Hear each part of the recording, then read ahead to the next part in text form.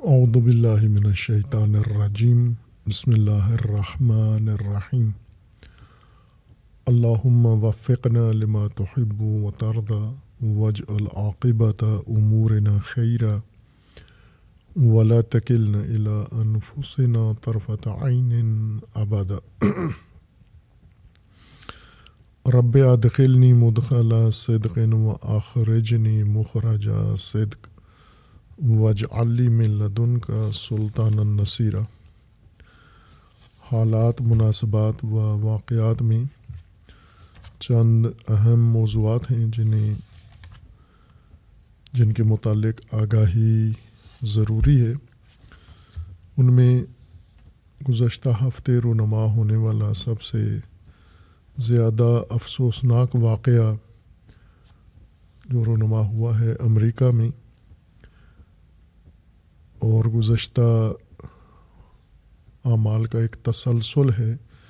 قرآن کریم کی ایک امریکی سیاستدان نے جو اگلے انتخابات کے لیے لوگوں سے تائید اور ووٹ حاصل کرنا چاہتا ہے ٹیکساس میں، اس نے قرآن کی بے حرمتی کی ہے، قرآن کو آگ لگائی ہے اور قرآن کریم کے خلاف مغلظات بکی ہیں اور ویڈیو بنا کر اسے نشر کیا ہے، اور یہ ویڈیو وائرل ہوئی ہے، سب نے دیکھی ہے۔ لیکن اس پر عالم اسلام کی طرف سے اور مسلمین کی طرف سے نہ امریکہ کے اندر سے اور نہ امریکہ کے باہر سے جو ایک روایتی عکس العمل متوقع ہوتا تھا وہ ظاہر نہیں ہوا۔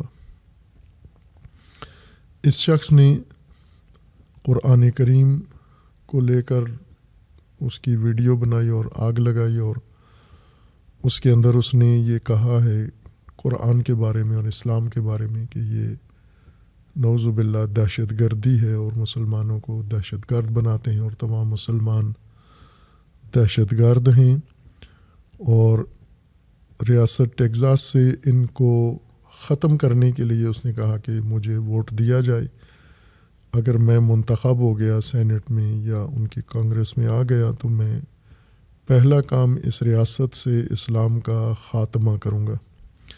یہ شخص ٹرمپ کے حامیوں میں سمجھا جاتا ہے اور ٹرمپ کی حمایت اس کو حاصل ہے، جس طرح سے امریکہ میں ٹرمپ نے 2 دفعہ صدارتی انتخاب جیتا ہے اسلام ہراسی اور مسلمانوں کے خلاف اپنی نفرت اور بغض ظاہر کر کے۔ اسی طرح اس کی جماعت نے یہ اپنے لیے انتخابی ایک منشور بنا لیا ہے کہ اسلام ہراسی کے ذریعے امریکی عوام کا ووٹ حاصل کریں۔ لیکن اس توہین پر پاکستان بھر میں خاموشی ہے، حتیٰ میڈیا نے اس کا ذکر نہیں کیا۔ جمعہ کا دن گزرا ہے اور اس جمعہ کے اندر بھی خطبہ جمعہ نے اس کی طرف اشارہ نہیں کیا، اور کچھ لوگ جو ہمیشہ ایسے مواقع کی طاق میں رہتے ہیں اور بیانیہ مذمتی صادر کرتے ہیں، انہوں نے بھی یہ کام نہیں کیا۔ فقط یمن نے اس پر بھرپور عکس العمل دکھایا ہے، اس کی مذمت کی ہے، اور اپنے تنظیمی سطح پر بھی اور اپنے اجتماعات میں اس کے خلاف اقدام کیا، اور اسے امریکی حکومت کی طرف سے مسلمانوں کے خلاف اور اسلام کے اور مقدسات اور قرآن کے خلاف اسے ایک جارحانہ اقدام قرار دیا ہے، اور اس کی روک تھام کے لیے مسلمان ممالک اور ان کے حکمرانوں اور علماء سے اپیل کی ہے کہ وہ اس مسئلے میں اپنا موقف بیان کریں اور دباؤ ڈالیں امریکی حکومت پر کہ مختلف مواقع پر وقفے سے یورپ کے اندر، امریکہ کے اندر اسلام کی توہین کی جاتی ہے، قرآن کی توہین کی جاتی ہے۔ پہلے مسلمان اس پہ عکس العمل دکھاتے تھے، لیکن اب گویا ایک طرح سے ان کے لیے بھی مسئلہ عادی اور معمولی بن گیا ہے، اور اسے انہوں نے گویا ذہنی طور پہ قبول کر لیا ہے کہ قرآن کو آگ لگانے میں کوئی حرج نہیں ہے، چونکہ ایک بڑی تعداد مسلمانوں کی امریکہ کے اندر اور مختلف ریاستوں میں از جملہ اسی ریاست میں ہے جس میں یہ مجرمانہ عمل انجام دیا گیا ہے۔ اور جب بھی مسلمانوں کی طرف سے آواز اٹھتی ہے تو امریکہ و یورپ اس کو حق آزادی قرار دیتے ہیں کہ آزادی بیان، چونکہ ان کے ہاں جمہوریت ہے اور ڈیموکریسی کا ایک لازمہ آزادی ہے، اور خصوصاً زبان و بیان کی آزادی کہ جو انسان اپنا نظریہ، اپنی رائے جس کے بارے میں بھی ظاہر کرنا چاہے اسے اختیار حاصل ہے۔ یہ دلیل ان کی منافقانہ دلیل ہے، چونکہ ایسا نہیں کرتے۔ اب وہاں فلسطین کے حق میں آواز اٹھائی گئی اور اس کو سرکوب کیا گیا، ان یونیورسٹیوں کے بجٹ کاٹ دیے گئے جن یونیورسٹیوں کے طلباء نے فلسطین کے حق میں اور اسرائیل کی مذمت میں آواز اٹھائی ہے۔ اسے حق آزادی نہیں سمجھتے، لیکن انبیاء کی توہین، آسمانی کتابوں کی توہین، خصوصاً مقدسات اسلام کی توہین کو آزادی بیان قرار دیتے ہیں۔ ویسے وہ انسان کو ہر پہلو میں آزاد سمجھتے ہیں کہ عورت مرد ہر کام میں آزاد ہیں، لباس پہننے میں آزاد ہیں، اپنی پوشش میں آزاد ہیں، لیکن اگر مسلمان خواتین پردہ کرتی ہیں، حجاب کرتی ہیں ان ممالک میں، تو ان کا یہ منافقانہ اصول آزادی کا یہ ختم ہو جاتا ہے اور حجاب پہ پابندی لگا دیتے ہیں، جیسا کہ کئی مغربی ممالک نے یہ کام کیا ہے اور اس کے اندر مزید شدت آ رہی ہے۔ اسلام ہراسی اور اسلام ستیزی میں اور مسلمانوں کے خلاف جس کو یہاں ہماری مطبوعات میں اسلامو فوبیا کہا جاتا ہے، یعنی اسلام سے نفرت اور اسلام سے خوف اور اسلام کے بارے میں لوگوں کو گمراہ کرنے کا عمل، یہ معمول بن چکا ہے، اور مسلمانوں کی حساسیت بھی پہلے تھی اس پر، اب ختم ہو چکی ہے۔ اور اس کی وجہ یہ ہے کہ مسلمان اس سے بڑے ظلم پر خاموش رہے ہیں،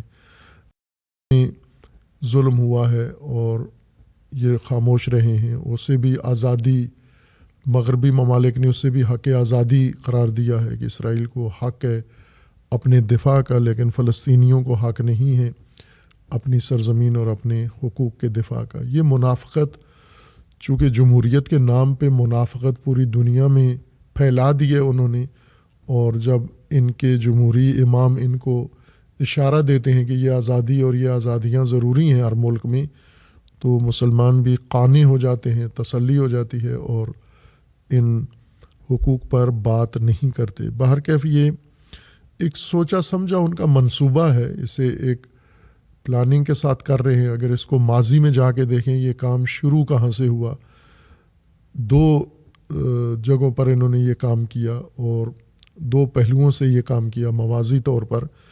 ایک طرف سے انہی مغربی ممالک نے امریکہ کی قیادت و امامت میں مسلمانوں کے اندر تشدد کو فروغ دیا، ہوا دی، اور متشدد گروپ بنائے، انہیں اسلحہ دیا، ان سے جہاد کروایا، پھر انہی کو اپنے مقاصد حاصل کر کے شدت پسند اور دہشت گرد قرار دیا، اور ان کی مدد کی سوریہ کے لیے، عراق کے لیے، ایران کے لیے، باقی ممالک کے لیے، جیسا کہ افغانستان میں انہوں نے بار بار یہ کام کیا۔ ایک طرف سے داعش اور اس طرح کے خونخوار انسان کش گروہ اسلام کے نام پر اور اسلامی جھنڈوں اور اسلامی شعائر کے ساتھ انہوں نے میڈیا کے ذریعے سے نشر کروائے ساری دنیا میں، اور اسلام کا تعارف ان لوگوں کے ذریعے، دہشت گردوں کے ذریعے اور صفاق لوگوں کے ذریعے کروایا کہ یہ مسلمان ہیں۔ اور دوسری طرف سے مغربی عوام کو یہی تصاویر دکھا کر یہ کہا کہ یہ سب کچھ قرآن ان سے کرواتا ہے اور اسلام ان سے کرواتا ہے، ان کے نبی ان سے یہ کام کرواتے ہیں۔ اور دوسری طرف سے یورپی عوام کو، مغربی عوام کو، جو نادان لوگ ہیں، جاہل ہیں اور اسلام بہت ساری بنیادوں سے آگاہ نہیں ہیں، خصوصاً اسلام کے بارے میں جو بھی غلط بات کی جائے اسے قبول کر لیتے ہیں، مطالعہ نہیں کرتے، میڈیا کا دور ہونے کے باوجود تصدیق نہیں کرتے، قرآن ان کے پاس ہے لیکن اسے پڑھتے نہیں ہیں، تعلیمات دین عام ہیں میڈیا پر، لیکن اپنی میڈیا کے پروپیگنڈے میں آ کر وہ مسلمانوں کے بارے میں اور اسلام کے بارے میں، مقدسات کے بارے میں اس طرح کے افکار کا شکار ہو جاتے ہیں۔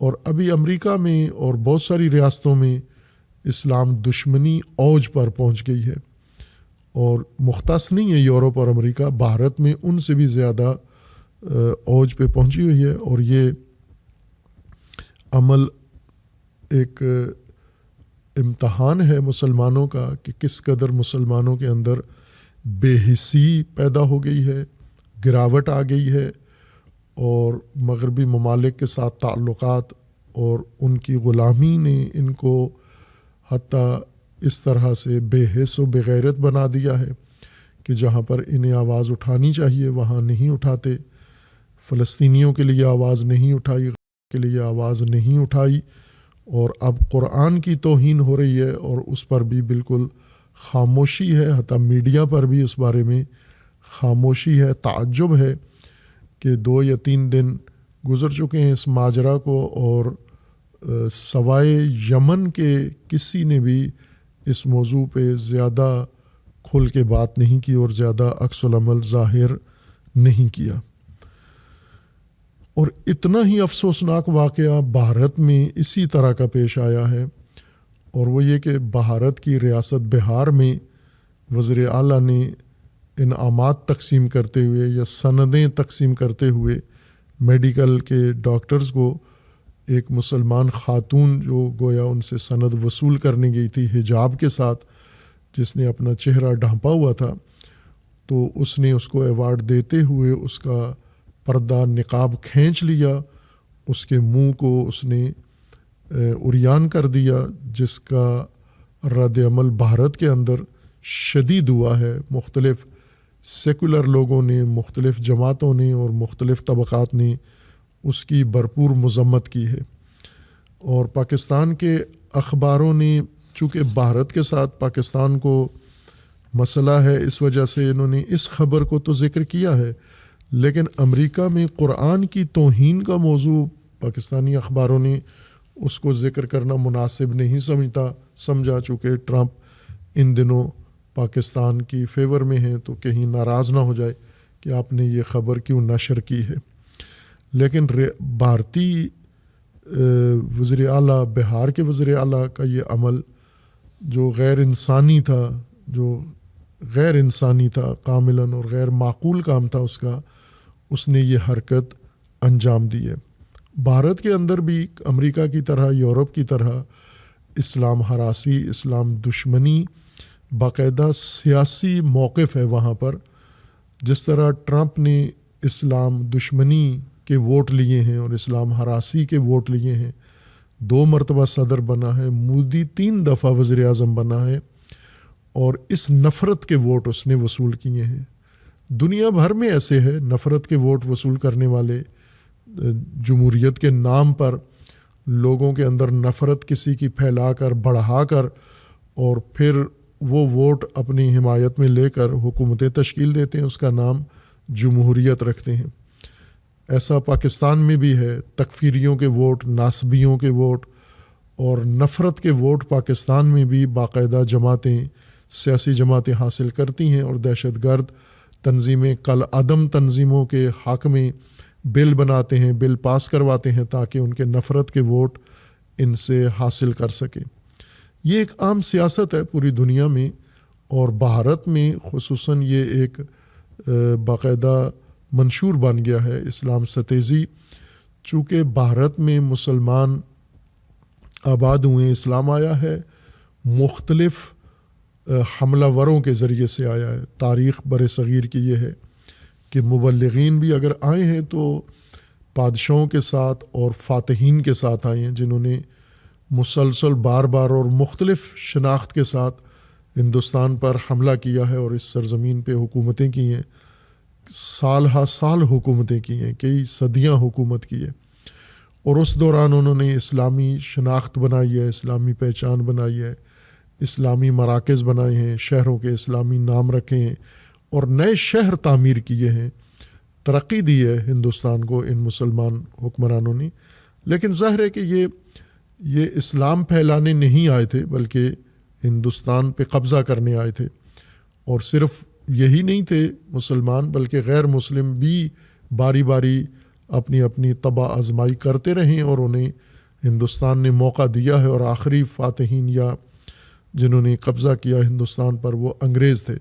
لیکن انگریز ہراسی ہندوستان میں شامل نہیں ہوئی، چونکہ بدترین ظلم اور آخری قبضہ انگریزوں کا تھا، اور انگریزوں کے خلاف نفرت نہیں ہے۔ لیکن مسلمان جو انگریزوں سے پہلے تھے، انگریزوں نے جن سے حکومت اور اقتدار چھینا تھا، ان کے خلاف شدید نفرت ہے، اور مسلمانوں کو ان کے بقایا قرار دیا جاتا ہے، اور باقاعدہ منصوبے کے ساتھ موجودہ حکومت، موجودہ جماعت اور خصوصاً اس کا وزیر اعظم ہندوستان کا موجودہ مودی، جس کے رگوں میں خون میں اسلام دشمنی شامل ہے، اور اس نے وزیر اعلیٰ جب یہ تھا گجرات کا، اور احمد آباد میں اس نے مسلمانوں کا قتل عام کیا اور قصاب کے نام سے معروف تھا، اور اس جرم کی وجہ سے امریکہ میں کئی سال اس پر پابندی تھی، چونکہ یہ جرم ثابت ہو چکا تھا میڈیا میں بھی، عدالتوں میں بھی، ہر جگہ،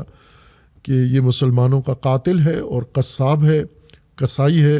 احمد آباد کا، گجرات کا کسائی معروف تھا۔ ابھی بھی اس کے مخالفین اس پر اسی عنوان سے تنقید کرتے ہیں کہ یہ گجرات کا کسائی ہے اور یہ کسائی پھر لایا گیا مرکز میں اور اس کی حکومت آئی، اور اس نے آتے ہی بلکہ الیکشن کمپین شروع کی ہی اسلام کے خلاف اور مسلمانوں کے خلاف، اور وہ تشدد بڑھایا اس نے اس حد تک کہ آج ہندوستان کے مسلمان اس درجے پہ جا پہنچے ہیں جہاں فلسطینی مسلمانوں کا جو حال ہے وہی تشدد اور وہی سختی ان کے اوپر ہے۔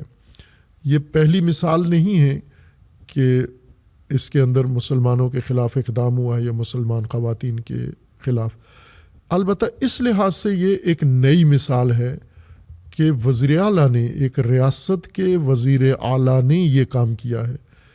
پہلے یہ بلوائیوں سے کام کرواتے تھے، پہلے متشدد ہندوؤں سے یہ کام کرواتے تھے، لیکن اب تو خود وزیر اعلیٰ نے، بہار شاید بڑی ریاستوں میں سے ہے یا ایک سب سے بڑی ریاست ہے جس کے وزیر اعلیٰ نے یہ کام کیا ہے، اور اس نے مجرمانہ کام کیا، اور گویا باقی عوام کو بہار اور غیر بہار میں جہاں جہاں بھی تشدد زیادہ ہے مسلمانوں کے خلاف، ان کو ایک سگنل دیا، اشارہ دیا ہے کہ آگے بڑھیں اور مسلمان خواتین کی بے حرمتی کریں جس طرح اس نے یہ بے حرمتی کی ہے۔ یعنی ریاستی سطح پر باقاعدہ طور پر وزیر اعلیٰ یہ اقدام، گنونا اقدام اس نے کیا ہے، اور اس کے اوپر نہ اس نے معافی مانگی ہے اور نہ ہی کوئی پسپائی اس نے اختیار کی ہے، بلکہ باقی بھی سسٹم ان کا، اور میرے خیال میں اس نے اس وجہ سے کیا ہے کہ اگر مسلمانوں کو مودی بے حیثیت وزیر اعلیٰ قتل کرتا ہے تو وزیر اعظم بن جاتا ہے۔ بہار کے وزیر اعلیٰ نے بھی یہی روش اپنائی ہے کہ میں بھی اگر مسلمانوں کی بے حرمتی کروں اور مسلمان خواتین کے خلاف یہ کام کروں تو میں بھی وزیر اعظم بننے کا اہل قرار پاؤں گا۔ اور موجودہ ہندوستان، جس کو اقوام متحدہ نے باقاعدہ طور پر، رسمی طور پر یہ ڈکلیئر کر دیا ہے کہ موجودہ ہندوستان کی حکومت یہ اقلیتوں کے لیے، مسلمانوں کے لیے، مسیحیوں کے لیے اور دیگر اقوام، ہندوؤں کے علاوہ جو رہ رہے ہیں، ان کے لیے یہ سب سے زیادہ وحشت ناک حکومت ہے۔ ان کے حقوق غصب کرتی ہے، ان کے لیے زندگی اس نے حرام کی ہوئی ہے، اور اقوام متحدہ کے رسمی اعلامیے میں بھی ہندوستان کو، موجودہ حکومت کو ان جرائم کے اوپر سرزنش کی گئی ہے، اور ان کے بارے میں یہ باقاعدہ بیانیہ اقوام متحدہ نے نشر کیا ہے۔ لیکن یہاں بھی مسلمان، چونکہ ہندوستان کے مفادات سب سے زیادہ مسلمان ممالک سے وابستہ ہیں، فقط ایک مسلم ملک ہے جس کے اس کے تعلقات نہیں، اور پاکستان ہے۔ اب البتہ بنگلہ دیش بھی اس میں شامل ہو گیا ہے، باقی تمام مسلمان ممالک کے بھارت کے ساتھ دوستانہ تجارتی تعلقات ہیں، سیاسی تعلقات ہیں، سفارتی تعلقات ہیں. خصوصاً عرب ملکوں نے بھارت میں باہری سرمایہ کاری کی ہوئی ہے اور انہوں نے کئی ارب، ہزاروں ارب ڈالر وہاں پر سرمایہ لگا کے ہندوستان کی معیشت کو سہارا دیا ہوا ہے. ہندوستان کی موجودہ وحشت ناک دہشت گرد حکومت کو مضبوط کیا ہوا ہے، مسلمان ملکوں نے کیا ہوا ہے. ظاہر ہے مودی کو کبھی بھی اسلام دشمنی مہنگی نہیں پڑی، بلکہ اسے بہت فائدہ ہوا اس سے. مودی نے جب بھی ہندوستان میں مسلمانوں کے خلاف کوئی قدم اٹھایا ہے اس کو مسلمان ممالک کی طرف سے ایوارڈ ملا ہے، مسلمان ممالک کی طرف سے نئے اقتصادی اور تجارتی معاہدے ملے ہیں. چونکہ مودی بخوبی جانتا ہے مسلمان حکمرانوں کی ذات کو، ان کی شخصیت کو، کہ یہ اسلام کے نام پر حکومتیں تو کرتے ہیں لیکن اسلام سے کتنے دور ہیں. اور شاید جتنا مودی اسلام سے دور ہے اور دشمن ہے اتنے ہی مسلمان حکمران بھی اس کو نظر آتے ہیں. لہٰذا چند ایک افراد ہیں جو بڑھ کے مارتے ہیں، جیسے اردوان ہے، لیکن میڈیا پہ بڑھ کے مار کے اور عملاً خیانت کرتا ہے ہر مسئلے میں. بھارت کا بھی ساتھ دیتا ہے، اسرائیل کا بھی ساتھ دیتا ہے، امریکہ کا بھی ساتھ دیتا ہے اور اسلام کی پیٹھ میں خنجر گھونپتا ہے یہ شخص. اس طرح کے اور بھی ہیں جو بڑھ کے مارتے ہیں لیکن کرتے نہیں کچھ بھی. اب یہ دو واقعات بہت نمایاں طور پر کسی بھی قوم کے خلاف یہ ہوتے، کسی جمعیت کے خلاف ہوتے.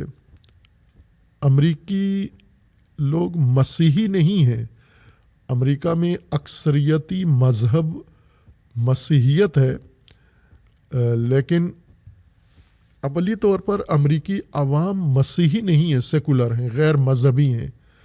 یعنی جب سے پیدا ہوتے ہیں موت تک کوئی مذہبی عبادت نہیں کرتے، کوئی مذہبی اعتقاد نہیں رکھتے، اللہ پر اعتقاد نہیں رکھتا، ان کے سسٹم میں ہی شامل نہیں ہیں. لیکن انہوں نے قدیم چرچ کا نظام رسوماتی وہ حد تک مسیحیت کو رکھا ہوا ہے اور ہرگز ان کو کوئی مسیحیت سے نہ فائدہ ہے نہ ہی مسیحیت کے لیے کچھ کرتے ہیں. مسیحیت کی تبلیغ کے لیے امریکی حکومت و عوام بھی آتا. چرچ کا ایک اپنا نظام ہے، وہ کاروبار ہے ان کا اور انہوں نے قائم رکھنا ہے چونکہ اس سے ان کی زندگی گزرتی ہے، اس سے ان کا سسٹم چلتا ہے. اور ایک بڑا عالمی منظم چرچ سسٹم ہے، اسے تو وہ ہرگز ختم ہونے نہیں دیں گے. ساری دنیا اگر ملحد ہو جائے چرچ اور مسجد پھر بھی رہیں گے. مثلا مسجد کے متولی ملحد ہو سکتے ہیں، مسجد چلتی رہے گی. اور یہ ابھی بھی موجود ہے. میں سندھ میں ایک شہر میں گیا، وہاں مسجد کا متولی وہ ملحد تھا، کمیونسٹ تھا اور سرے سے خدا کے وجود کا منکر تھا. اور مسجد کا متولی بھی تھا، چابی اس کے پاس تھی، نظم و نسق اس کے پاس تھا.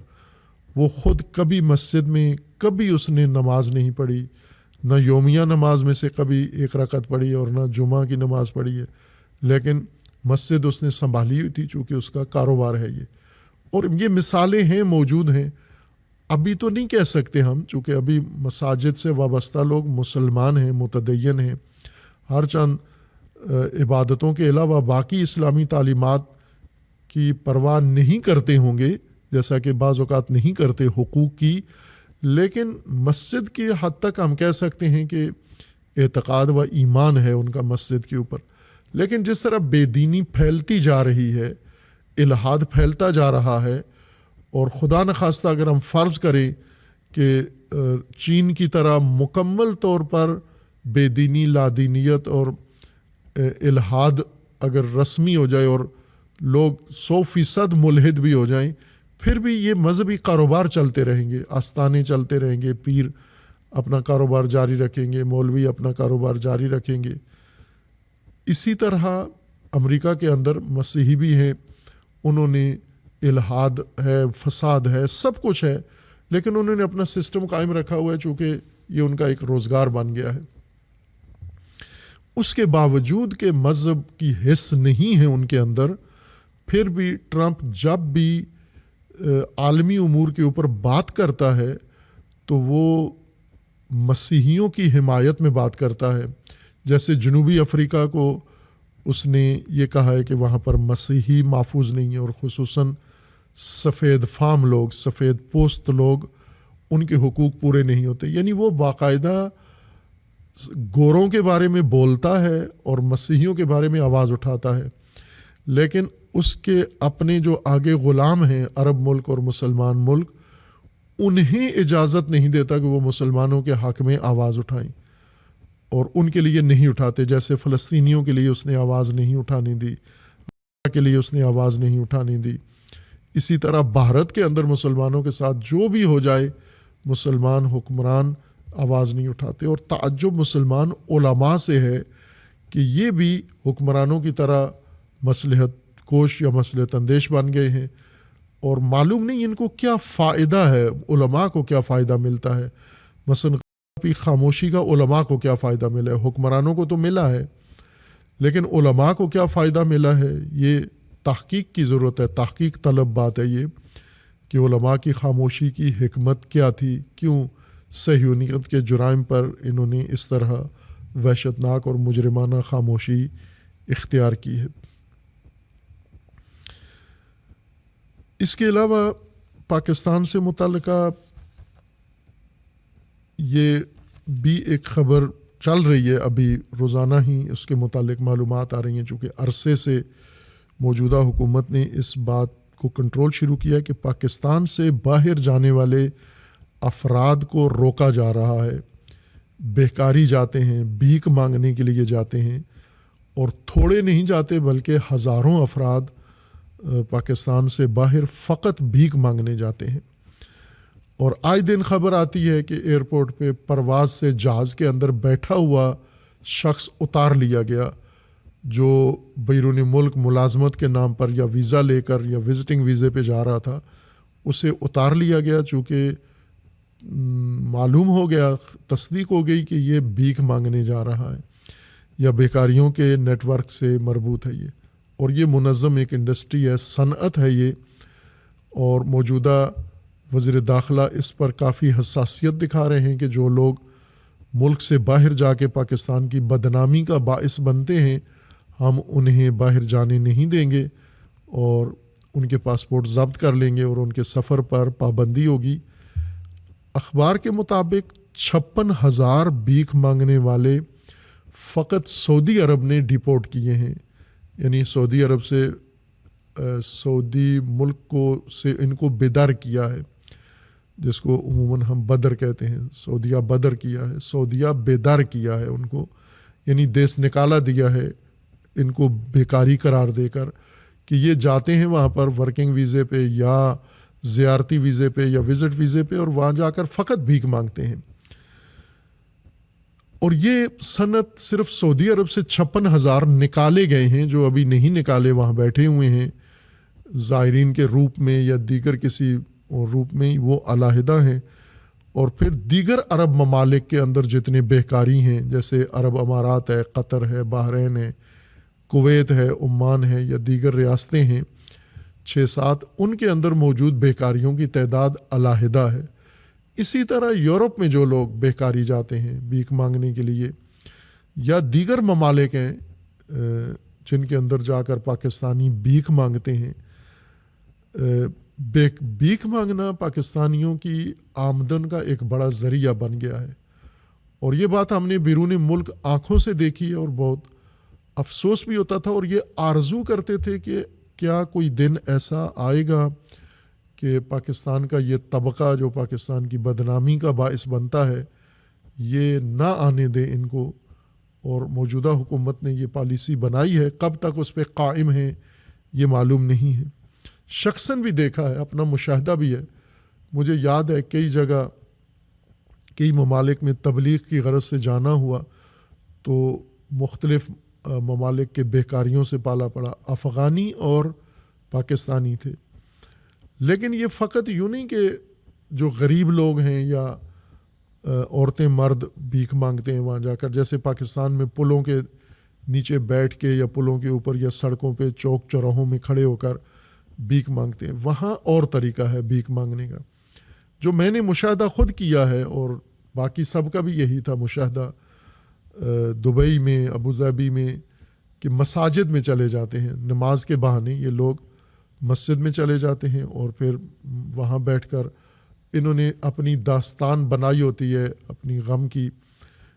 گھر کے اندر مریض ہیں، قرضہ ہے، آپریشن ہے، بچے مصیبت میں ہیں، فلاں ہے، ایک بڑی دردناک کہانی بنائی ہوئی ہے سب نے، اور وہ باری باری لوگوں کو سناتے ہیں. اور وہاں پردیسی لوگ ہیں، کبھی کبھار ان کے دلوں میں بلکہ زیادہ رحم آ جاتا ہے، اور وہ ان کی تھوڑی تھوڑی بھی اگر ایک ایک ریال بھی ان کی مدد کریں تو پاکستان کے لحاظ سے تو بڑی آمدن ہے ان کی.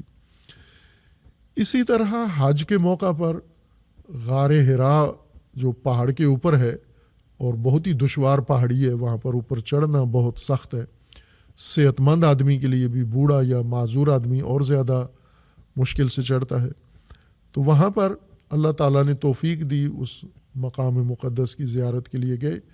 تو بھائی کہ راستہ نہیں ہے، پہاڑی ہے، اور اس میں حکومت نے کوئی سہولت نہیں دی ہوئی، اور سعودی حکومت بلکہ روکتی ہے لوگوں کو کہ اوپر کچھ بھی نہیں ہے، خالی پہاڑ ہے، وہاں کیوں جاتے ہو. سختی نہیں کرتے لیکن وہاں کھڑے ہوتے ہیں لوگ متوع لوگوں کو روکنے کے لیے کہ مت جاؤ اوپر. جذبات میں جاتے ہیں. پاکستانی زیادہ جاتے ہیں، باقی اقوام کی نسبت سب سے زیادہ پاکستانی جاتے ہیں وہاں. خوب ہم بھی گئے، جتنی دفعہ توفیق ہوئی یا چند دفعہ گئے وہاں غار حرا میں.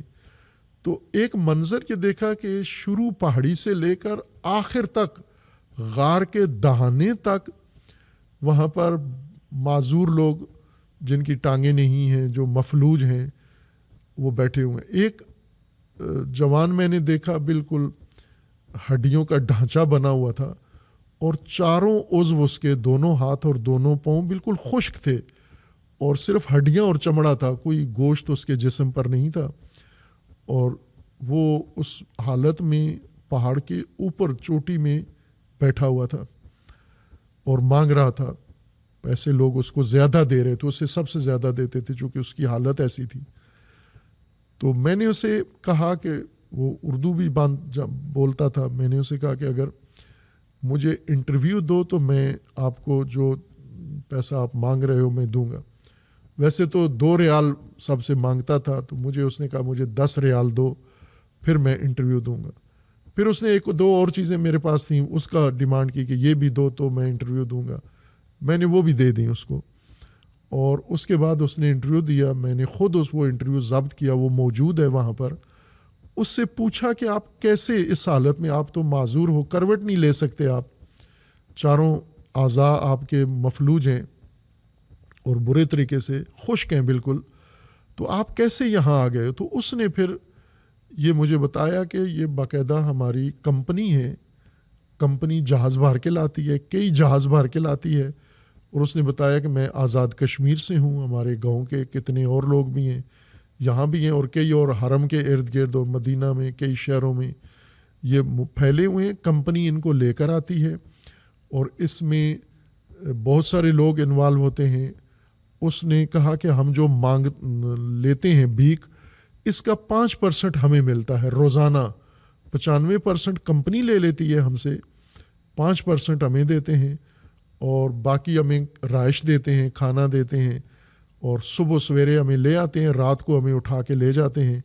پیچھے پہاڑ کے پیچھے ہمارا کیمپ ہے وہاں.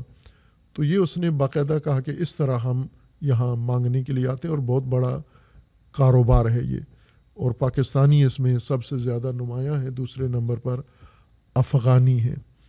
بھارت میں غربت زیادہ ہے لیکن دیکھا نہیں، ہمارے تجربے میں نہیں آیا. ممکن ہے یہ لوگ بھی مانگتے ہوں لیکن عموماً دیکھا نہیں گیا کہ کوئی انڈین مانگ رہا ہو، لیکن پاکستانی زیادہ مانگتے ہیں. خوب یہ تو پیشہ ور لوگ ہیں، کمپنیاں ہیں، یہاں پاکستان میں بھی کمپنیاں ہیں جو ان سے بھیک منگواتی ہیں، باہر بھی لے جا کر ان سے بھیک مانگتے ہیں. لیکن اسی طبقے کے ساتھ بھیک مانگنا مختص نہیں ہے، بلکہ پاکستان کے تمام طبقات ہی بیکاری ہیں. شروع سے جب پاکستان بنا تو بھیک مانگنا وہیں سے شروع ہو گیا.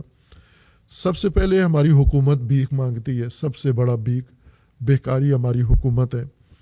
اس کے بعد ہم دیکھیں تو رفائی فلاحی تنظیمیں NGOs یہ بہکاری ہیں اور بھیک مانگ کے اس بھیک سے کچھ نہ کچھ آگے خرچ کرتے ہیں، لیکن اپنا ان کا جو آمدن ہے بڑی آمدن ہے، لاکھوں ڈالر آمدن ہے ان کی سالانہ، اس بھیک سے باقی باہر کی دنیا سے NGO کے نام پر مانگتے ہیں۔ ایک NGO افسر نے یہ بات بتائی کہ جو عرصہ دراز تک شاید 10 سال تک ایک NGO میں رہے تھے، انہوں نے بتایا کہ ہماری NGO کس طرح کن کن ملکوں سے، یورپی ممالک سے لے کر آتے ہیں، پاکستان کی رپورٹ بناتے ہیں۔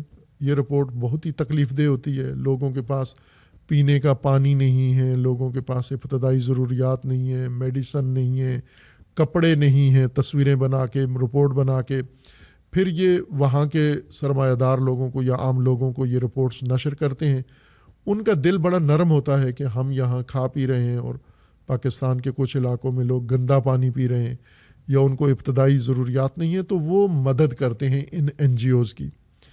ان کے بقول کہ لاکھ ڈالر جب ایک NGO لیتی ہے فرض کریں، تو پھر وہ خرچ کرنا بھی شروع کرتی ہے۔ اس نے ایک تو اس ملک میں ہی ہیڈ کوارٹر بنایا ہوتا ہے، وہ ہیڈ کوارٹر اور اس کے عملے کی تنخواہیں اور اس کے جو جتنے بھی افیسر ہوتے ہیں ان کی تنخواہیں، ان کا نچلا سٹاف، گاڑیوں کی ضرورت، ٹیلی فون، کھانا، یہ ساری چیزیں اسی فنڈ سے یہ کرتے ہیں۔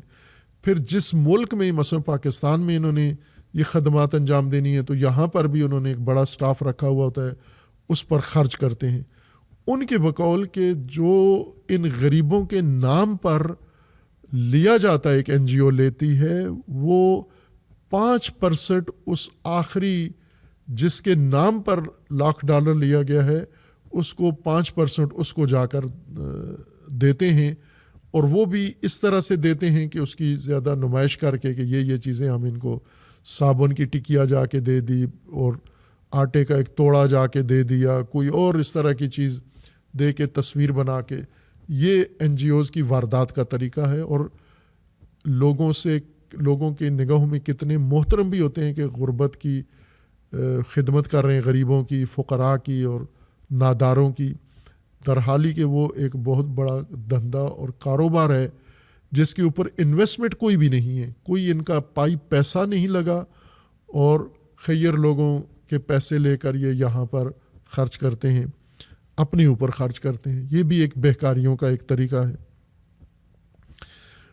اور سب سے بڑا جو ایک بہکاری نیٹ ورک ہے وہ ملک کے اندر، وہ مذہبی بھیک مانگتے ہیں لوگ، کہ آپ جگہ جگہ کھڑے ہوں پاکستان کے اندر، چندہ صندوق ہر جگہ لٹکا ہوتا ہے، حافظ صاحب کھڑے ہوتے ہیں، مسجد بن رہی ہے، مدرسہ بن رہا ہے، اور اگر اللہ سب کو طول عمر دے، بعض ایسے لوگ ہیں انہوں نے بتایا ہے کہ 60 سال سے یہ صندوق ادھر ہی ہے، اسی ادارے کا، اسی مسجد کی تعمیر کا چندہ اس چوک پہ جمع ہو رہا ہے۔ بھیک مانگنے والا بچہ تھا، پھر بوڑھا ہو گیا، مر گیا، اب اس کی اولاد وہی بھیک مانگ رہی ہے، اور مدرسہ ابھی نہیں بنا، مسجد ابھی مکمل نہیں ہوئی۔ اور اس کے علاوہ یہ چھوٹا بھیک ہے جو چوک چوراہے میں کسی جگہ مانگا جاتا ہے ڈبہ بنا کے۔ بڑا بھیک وہ ہے جو بیرون ملک ہمارے بہت سارے مذہبی شخصیات جاتی ہیں اور جا کر یہ وہاں کے خیر اور امیر لوگوں کو جا کر اسی طرح کی گزارشات دیتے ہیں کہ ہم وہاں پر بڑا مذہبی کام کر رہے ہیں، مذہبی خدمت کر رہے ہیں، لوگوں کو دین سکھا رہے ہیں، لوگوں کو فلاں سکھا رہے ہیں۔ ان کا دل نرم ہوتا ہے اور وہ بھی بھرپور مدد کرتے ہیں۔ خوب، یہ بھی ایک بہکاری طریقہ ہے، چندے مانگنا، بھیک مانگنا ہے، اور بیرون ملک سے یہ بھیک بہت زیادہ مقدار میں آتا ہے، اربوں روپے اور اربوں ڈالر کی صورت میں آتا ہے۔ جب ہماری معیشت ہی ساری بھیک کے اوپر قائم کی گئی ہے تو طبقات کے پاس، عوام کے پاس اور چارہ ہی نہیں رہا۔ اس وقت پاکستان میں اگر سروے کیا جائے تو سب سے بڑا آمدن کا ذریعہ لوگوں کے پاس ایک چوریاں اور ڈاکے ڈکیتیاں ہیں، جرائم ہیں، جن ذریعوں سے اپنی ضروریات زندگی پوری کرتے ہیں۔ چونکہ جب ملک کی معیشت کا بٹا بٹھا دیا گیا تو لوگوں کے پاس روزگار بھی نہیں ہے، آمدن بھی نہیں ہے، ٹیکس دن بدن بڑھائے جا رہے ہیں, جرمانے زیادہ کرتے جا رہے ہیں, تو کہاں سے لائیں لوگ یہ؟ بچوں کے سکول کے بل دیں, بجلی کے بل دیں, گیس کے بل دیں, منڈی کا سامان لیں, جو بے تحاشا قیمتیں بڑھتی جا رہی ہیں. آمدن وہی تھی یا جس کی تھوڑی بہت آمدن تھی وہ بے روزگار ہو گیا ہے معیشت خراب ہونے کی وجہ سے, تو اس کے پاس اب ایک ذریعہ بھیک رہ گیا ہے کہ مانگے لوگوں سے, اور ایک ذریعہ اس کے پاس ڈاکی اور ڈکیت ہے. ایک کام جو پاکستان میں زیادہ فروغ پا گیا ہے وہ لوگوں کے ساتھ فراڈ ہے, آن لائن فراڈ ہے. اور یہ تجربہ شاید ہر ایک کو ہوا ہے کہ کال آئیے آپ کو اور اس کال پہ آپ کو کوئی جھانسا دیا گیا ہے, کاروباری جھانسا. آئے دن خبروں میں آتا ہے کسی عورت کو جھانسا دیا, مرد کو جھانسا دیا. چند دن پہلے کسی یونیورسٹی پروفیسر کوئی خاتون تھی, اس کا ذکر آیا کہ اس سے لاکھوں روپے قریبی جاننے والوں نے اینٹ لیے اور اسے نمبر بھیجا کہ آپ یہاں پر پیسہ منتقل کریں تو آپ کو ڈبل کر کے ہم دے دیں گے. اور یہ ڈبل شیخ اور ڈبل شاہ, اس وقت مذہب کے نام پر بھی یہ کام پاکستان کے اندر فراڈ, فریب, دھوکہ, اغوا, تاوان, بھیک اور بعض قرض مانگتے ہیں. اور قرض بھی ظاہر ہے جس صورتحال میں مانگتے ہیں تو بھیک ہی ہوتا ہے. جیسے ہماری حکومت ہمیشہ ورلڈ بینک کے دروازے پہ کھڑی ہوتی ہے, IMF کے دروازے پہ کھڑی ہوتی ہے, اور وہ ایسی شرائط ان کے لیے رکھتے ہیں جس سے ملکی عوام پر بوجھ بہت شدید بڑھ جاتا ہے. پہلے اشارہ کیا تھا کہ پنجاب میں باقی صوبوں نے بھی شروع کر دیا ہے اپنی درآمد بڑھانے کے لیے ٹریفک جرمانے بڑھا دیے ہیں, اور بات بات پہ ہیلمٹ پہ اور موٹر سائیکل کی نمبر پہ اور فلاں پہ. چونکہ جرمانے باقی لوگوں دنیا میں یہ ہوتا ہے کہ پہلے آگاہی دی جاتی ہے, پھر اس کے بعد سختی کی جاتی ہے, پھر اس کے بعد جرمانے کیے جاتے ہیں. یعنی پہلے قوانین پر عمل درآمد کروایا جاتا ہے, پھر جو ان مراحل میں نہ سدھرے تو اس کے آخری چارہ جرمانہ ہوتا ہے. لیکن ہمارے ہاں وزارت خزانہ ان محکموں کو باقاعدہ ٹارگٹ دیتے ہیں کہ آپ نے 2025 میں, چونکہ 2025 ختم ہونے والا ہے اور 2025 کی قسطیں وزارت خزانہ نے IMF کو لوٹانی ہیں, کم پڑ گئی ہیں ان کے پاس, تجارت سے یا دیگر آمدن کے ذرائع سے نہیں پورا ہوا, تو یہ ٹاسک دیتے ہیں کہ ہمیں اتنے ارب روپیہ اکٹھا کر کے دیں, ٹریفک پولیس اتنے ارب روپیہ اکٹھا کر کے دے, اور انتظامی پولیس اتنا اکٹھا کر کے دے, فلاں شعبہ اتنا اکٹھا کر کے دے, ٹیکس والا محکمہ اتنا اکٹھا کر کے دے, کسٹم والے اتنا اکٹھا. ان کو ٹارگٹ دیا جاتا ہے کہ آپ کمی ہمارے پاس بتائیں. یہ جتنے جرمانے اور یرغال شروع ہوئی ہے ان کے اوپر, اس سب اس بات پہ علامت ہے, اس بات کی دلیل ہے کہ معیشت اب بے بھیک اور جرمانوں پر آ گئی ہے کہ جرمانے لے کے ہم لوگوں سے اور اس طرح سے ملک چلانا ہے آپ نے.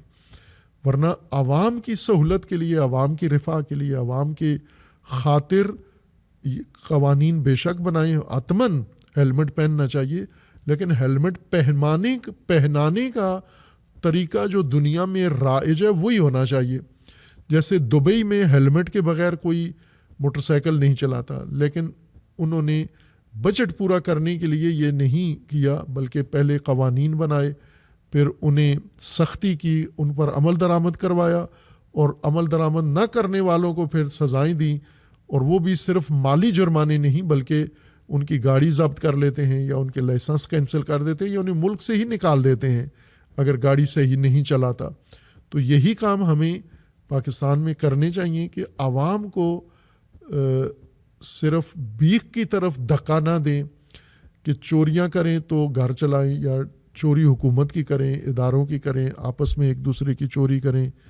بہرکیف یہ پاکستان کے لیے ایک بہت بڑا المیہ بن گیا ہے. فرقہ واریت, دہشت گردی کے ساتھ بہکاری اور بھیک مانگنے والے جو ہزاروں کی تعداد میں روزانہ ملک سے جاتے ہیں, باقی ملکوں سے بھیک مانگ کے لے کر آتے ہیں. اور ممکن ہے حکومت آئندہ خود ایک وزارت قائم کر دے, وزارت بھیک, اور ٹیکس لگائے، ہر بیکاری کو خود ویزا لے کے دے ہر ملک میں، اور اس کو ٹارگٹ دے کہ اتنا بھیک تم نے لے کر آنا ہے اور اتنا ٹیکس جمع کرانا ہے، یہ بھی کر سکتے ہیں. لیکن ابھی جو کام کر رہے ہیں وہ ٹھیک ہے کہ بیکاریوں کو روک رہے ہیں، اور خصوصاً جو اعداد و شمار بیکاریوں کے نشر کیے جا رہے ہیں وہ بہت ہی افسوسناک ہیں اور توجہ طلب ہیں.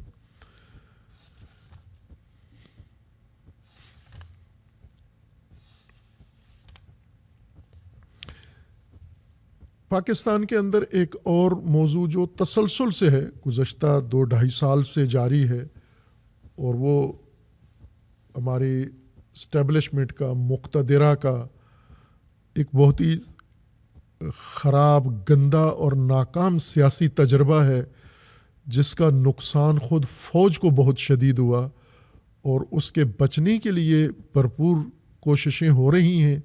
اپنی ہی غلطی جو انہوں نے انجام دی، جیسے بعض شخص کسی غلط جگہ شادی کر بیٹھتے ہیں، لوگ کسی دھوکے میں آ جاتے ہیں، فراڈ میں آ جاتے ہیں اور اس میں پھنس جاتے ہیں، پھر جان چھڑانا مشکل ہو جاتی ہے اس سے. وہی حال ہماری اسٹیبلشمنٹ کا ہو گیا ہے کہ انہوں نے 2018 میں ایک تجربہ کیا. البتہ سوچ پرانی تھی ان کی، لیکن عمل اس کو 2018 میں کیا. ایک سیاسی کھلاڑی کو، ایک کھیل کے میدان کے کھلاڑی کو لے کر آئے جو سیاست میں اناڑی تھا، اور اسے انہوں نے اپنی لیبارٹری میں لا کر تیار کیا، سیاستدان اور لیڈر بنانے کی کوشش کی، ان کی مقبولیت سے فائدہ اٹھا کر. اور اس مرحلے میں، تیاری کے مرحلے میں ان سے بہت غلطی ہوئی، چوک ہوئی، وہ مکمل رپورٹ تیار نہیں کر سکے.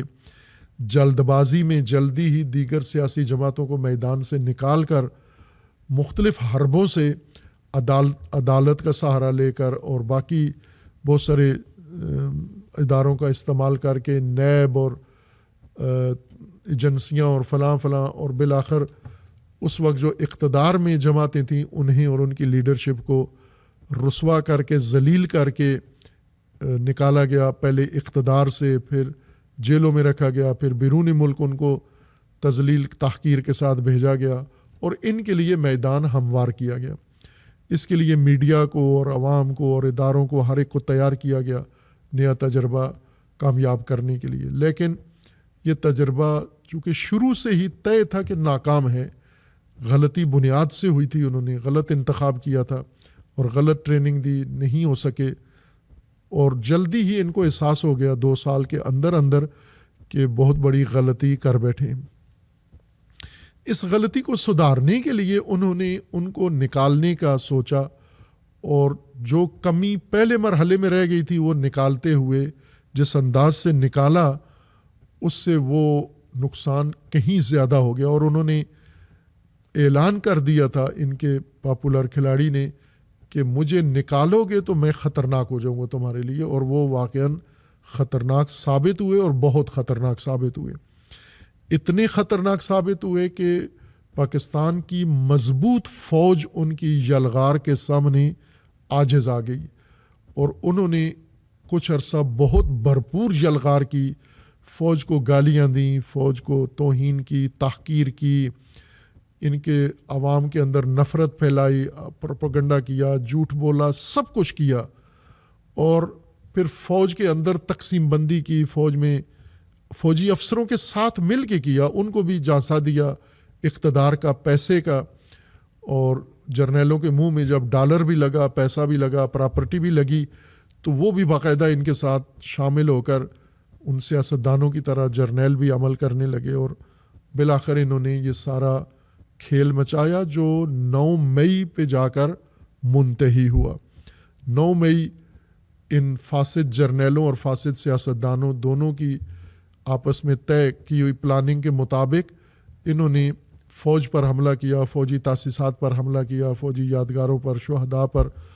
اور فوجی قیادت کو ناکام کرنے کے لیے اور انہیں ختم کرنے کے لیے یہ سارا سینیریو، یہ گیم بنائی گئی جو الٹ پڑ گئی. اور بجائے اس کے کہ عوام ان کے ساتھ شامل ہوتے اور فوج کے خلاف پورے ملک میں ایک بغاوت ہو جاتی، عوام کھڑے ہو جاتے. ایسا نہیں ہوا اور یہی لوگ جو ٹولہ نکلا تھا یہ جلدی ٹریس ہو گئے, ان کی شناخت ہو گئی اور پھر ان کے اوپر مقدمات, ان کو پکڑ لیا گیا, ان کے جیل ہو گیا ان کو. اور پھر اس کے بعد جو صورتحال ہے 2-3 سالوں سے لوگ دیکھ رہے ہیں. اب جو موجودہ وقت گزر رہا ہے یہ تقابل, یہ تضاد اور یہ ٹکراؤ اپنے اوج پر پہنچ گیا ہے. گزشتہ 1 مہینے سے ہم اگر لے لیں یا گزشتہ 2 مہینوں سے اگر ہم دیکھیں, چند ہفتوں سے یہ تضاد اور یہ ٹکراؤ شدید ہو گیا, بہت اوج اور انتہا پہ پہنچ گیا ہے. اور وہاں پر لہجے بھی بدل گئے ہیں دونوں طرف سے اور اقدام بھی بدل گئے ہیں. اور یہ جماعت کے بچے کھچے جو افراد اس کے اندر ہیں وہ بھرپور طریقے سے اپنے موقف اور اپنے لیڈر کے لیے آوازیں اٹھا رہے ہیں, یہ سب کچھ کر رہے ہیں. جب انہیں اقتدار دیا گیا تھا تو اسی وقت چونکہ اسٹیبلشمنٹ نے یہ ترتیب دلائی تھی, ترکیب بنائی تھی, اسٹیبلشمنٹ نے مختلف جماعتوں کے لوگ توڑ کے ان کے ساتھ ملائے تھے. کئی لوگ الیکٹیبلز ان کے ساتھ شامل کیے گئے, کئی جن کے ذریعے سے انہوں نے انتخاب جیتا یا انہیں اقتدار ملا, آخر میں ان کو ان کی ضرورت نہیں رہی چونکہ روحانیت جاگزین ہو گئی سیاسی یا الیکٹیبلز کے یا سرمایہ داروں کے جانشین روحانیت بن گئی اور روحانی پیشوا آ گئے میدان میں. اور خصوصاً وزیر اعظم کی بیوی کہ وہ اپنا اقتدار اسی کے مرہون منت سمجھتے تھے کہ یہ اقتدار مجھے ملا ہی اسی کی وجہ سے ہے. اور انہوں نے بھی عجیب انداز سے حلقہ عقد میں آنے کے لیے جو روحانی نقشہ بنایا عدت کے اندر نکاح کا, اور پھر اس کے بعد جو پیش بینیاں کی گئی, چونکہ ابھی کشف ہو گیا سارا کہ فیض حمید, جنرل فیض حمید اور ان کے پہلے جو پیش رو تھے وہ یہ کام کرتے تھے کہ کچھ باتیں وہ جا کر کسی پیر کو بتاتے تھے, پیر اس پیرنی کو بتاتا تھا, یہ پیرنی جا کر اس سیاسی لیڈر کے سامنے پیش گوئیاں کرتی تھی روحانی, اور پھر وہ کام ہو جاتا تھا. تو انہوں نے یہ پیش گوئی کی کہ اگر ان سے نکاح کیا جائے وہ بھی عدت میں کیا جائے اور اتنے دنوں کے بعد وزیر اعظم بن جائیں گے. اور بالکل ایسا ہی ہوا کہ جو انہوں نے پیش بینی کی وہ نکاح ہوا اور پھر اس کے بعد اتنے ہی دنوں کے اندر اندر وہ وزیر اعظم بن گئے. چند درباروں میں گئے, چند زیارتیں کروائیں ان سے اور وہ وزارت عظمیٰ میں آ گئے. تو ان کا پختہ یقین ہو گیا کہ مجھے روحانیت کی وجہ سے اقتدار ملا ہے, روحانی مرشدوں کی وجہ سے. اور جرنیل جو اصل اقتدار دینے والے تھے ان کی اہمیت انہوں نے کم کر دی اور یہ سمجھا کہ یہ جرنیل تو روحانی عاملوں کے آگے کام کرنے والے ہیں, کارندے ہیں, اصل طاقت میری روحانی ہے. یہ غلط فہمی ہوئی انہیں اور انہوں نے جرنیلوں سے اپنا ناطہ خراب کر لیا اور معاملات بگڑتے گئے, روز بروز ان کے آپس میں خراب ہوتے گئے. یہ اس لیے کہ موجودہ صورتحال کو ہم درست طریقے سے سمجھ لیں کہ یہ کتنا بڑا ناکام اور غلط تجربہ ہماری اسٹیبلشمنٹ نے کیا. ہمیشہ سے کرتے آئے ہیں غلط تجربہ, یہ پہلا نہیں تھا, لیکن نقصان کے لحاظ سے یہ سب سے بڑا غلط تجربہ کیا انہوں نے, جس سے خود ان کو زیادہ نقصان ہوا, ملک کو ہوا, قوم کو نقصان ہوا. اور یہ ان کا بنایا ہوا سیاسی سینیریو ایک فتنے کی شکل اختیار کر گیا. اور پھر اب جب دونوں طرف سے زور آزمائی شروع ہوئی اور انتہا پہ جا کر پہنچی تو جو اصل گرو تھا, مرشد تھا, روحانیوں کا بھی بڑا مرشد جرنیل, اس کو سزا ہو گئی. اور ابھی یہ آدھی سزا ہوئی ہے, توقع یہ کی جا رہی ہے یا تبصرے یہ کیے جا رہے ہیں کہ انہیں سزائے موت ہو جائے گی, چونکہ 9 مئی کے جرائم ابھی جرنیل کے کھاتے میں نہیں آئے اور ان پر کیس بنا ہوا ہے لیکن آگے فیصلہ نہیں ہوا. اور یہ فیصلہ آگے بڑھے گا. ابھی جس طرح سے فوج کے ترجمان نے جس لب و لہجے میں کانفرنس کی اور عدلیہ نے جس طرح سے فیصلے کیے کہ 9 مئی کے بہت سارے چہرے انہوں نے ان کو قید دے دی. اس دوران جو اسٹیبلشمنٹ میں ان کے ساتھ اتحاد بنایا تھا اس میں مذہبی لوگ بھی شامل تھے.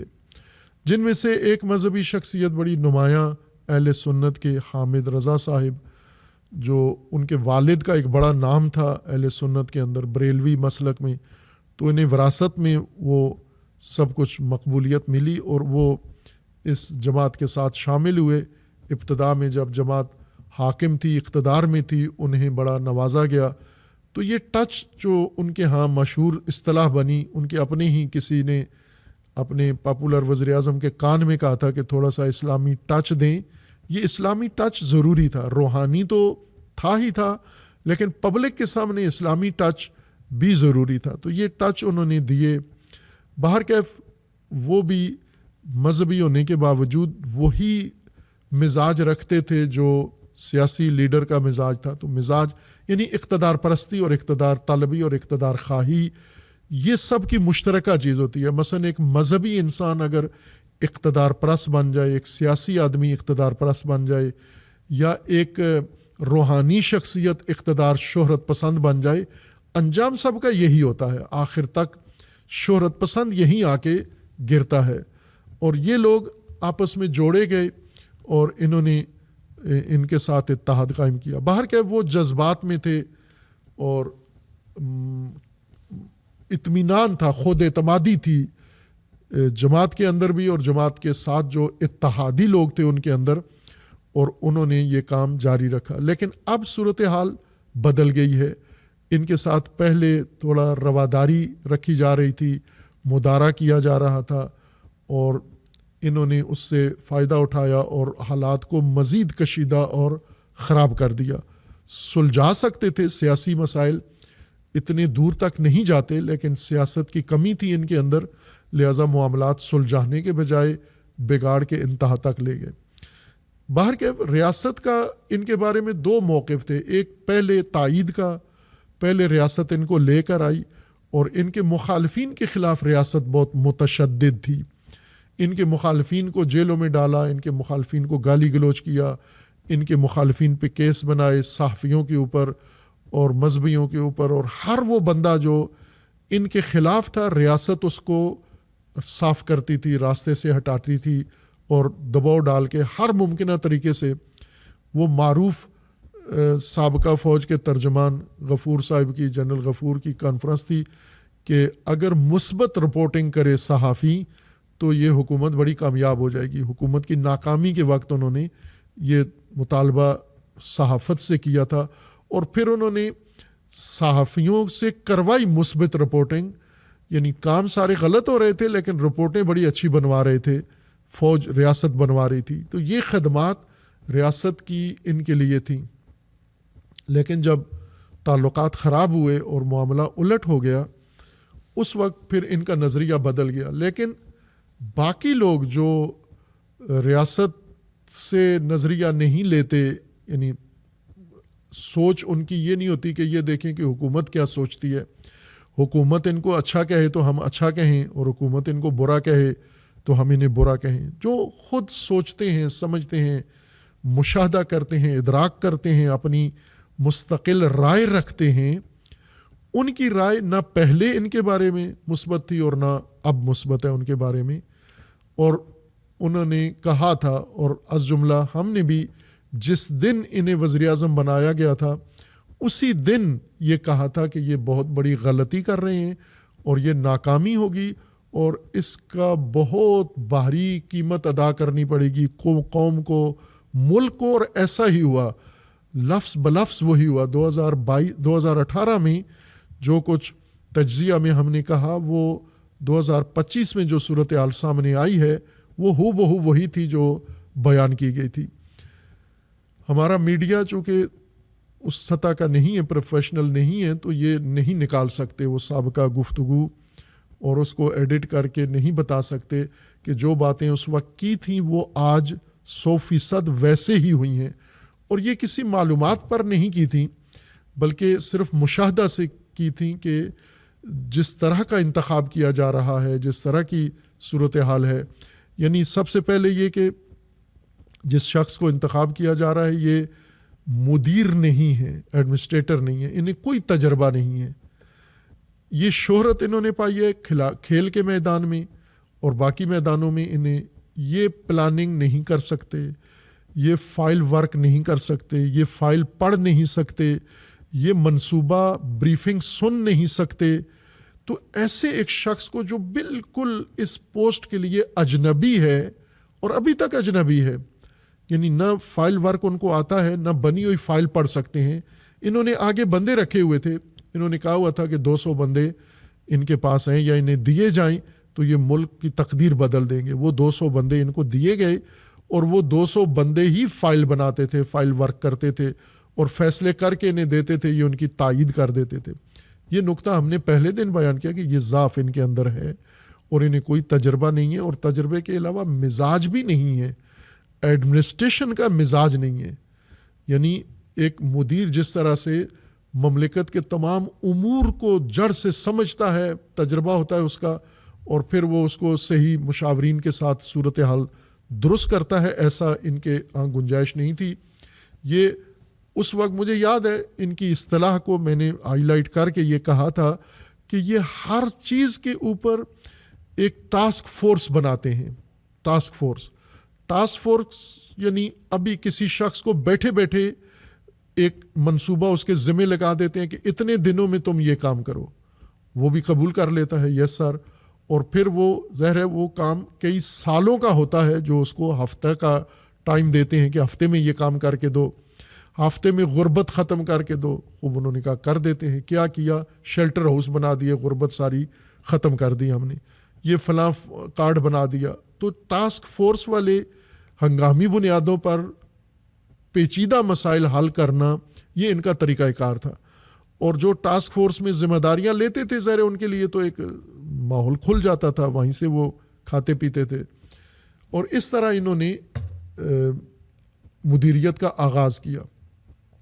پلاننگ، تحقیق، مشاہدہ، سروے، ریسرچ، یہ پاکستان کے مزاج میں نہیں ہے، موجودہ حکومت بھی نہیں کر رہی یہ کام. یہ بھی ہنگامی بنیادوں پر ہی اس روڈ کو اکھاڑ دو، اس روڈ کو پچھاڑ دو، ادھر یہ کر دو، ادھر وہ کر دو، روزانہ کی بنیاد پر ان کے ذہنوں میں جو تجربات آتے ہیں یہ کرتے جاتے ہیں. پلاننگ ہے ہی نہیں ہے ان کے اندر کہ ہم بیٹھ کر دور رس نتائج کسی کام کے جائزہ لے کے، ماحولیات کا مطالعہ کر کے، سیاسیات کا مطالعہ کر کے، عالمی مسائل کا جائزہ لے کے، ملک کے اندر ساری صورتحال دیکھ کر، اقتصادی، معاشی، سماجی، اخلاقی ہر پہلو دیکھ کر پھر ایک فیصلہ کریں. اس طرح کا حوصلہ پاکستان کی لیڈرشپ میں نہیں ہے، نہ سیاسی، نہ عسکری اور نہ ہی مذہبی لیڈرشپ میں حوصلہ نہیں ہے. یہ فوری اقدام کرنے والے لوگ ہیں کہ جو ہم کہہ رہے ہیں اس کو فوراً آنن فانن انجام دے دو آپ. یہ صورتحال تھی اور اس صورتحال میں یہی نتیجہ نکلنا تھا جو نکلا ہے.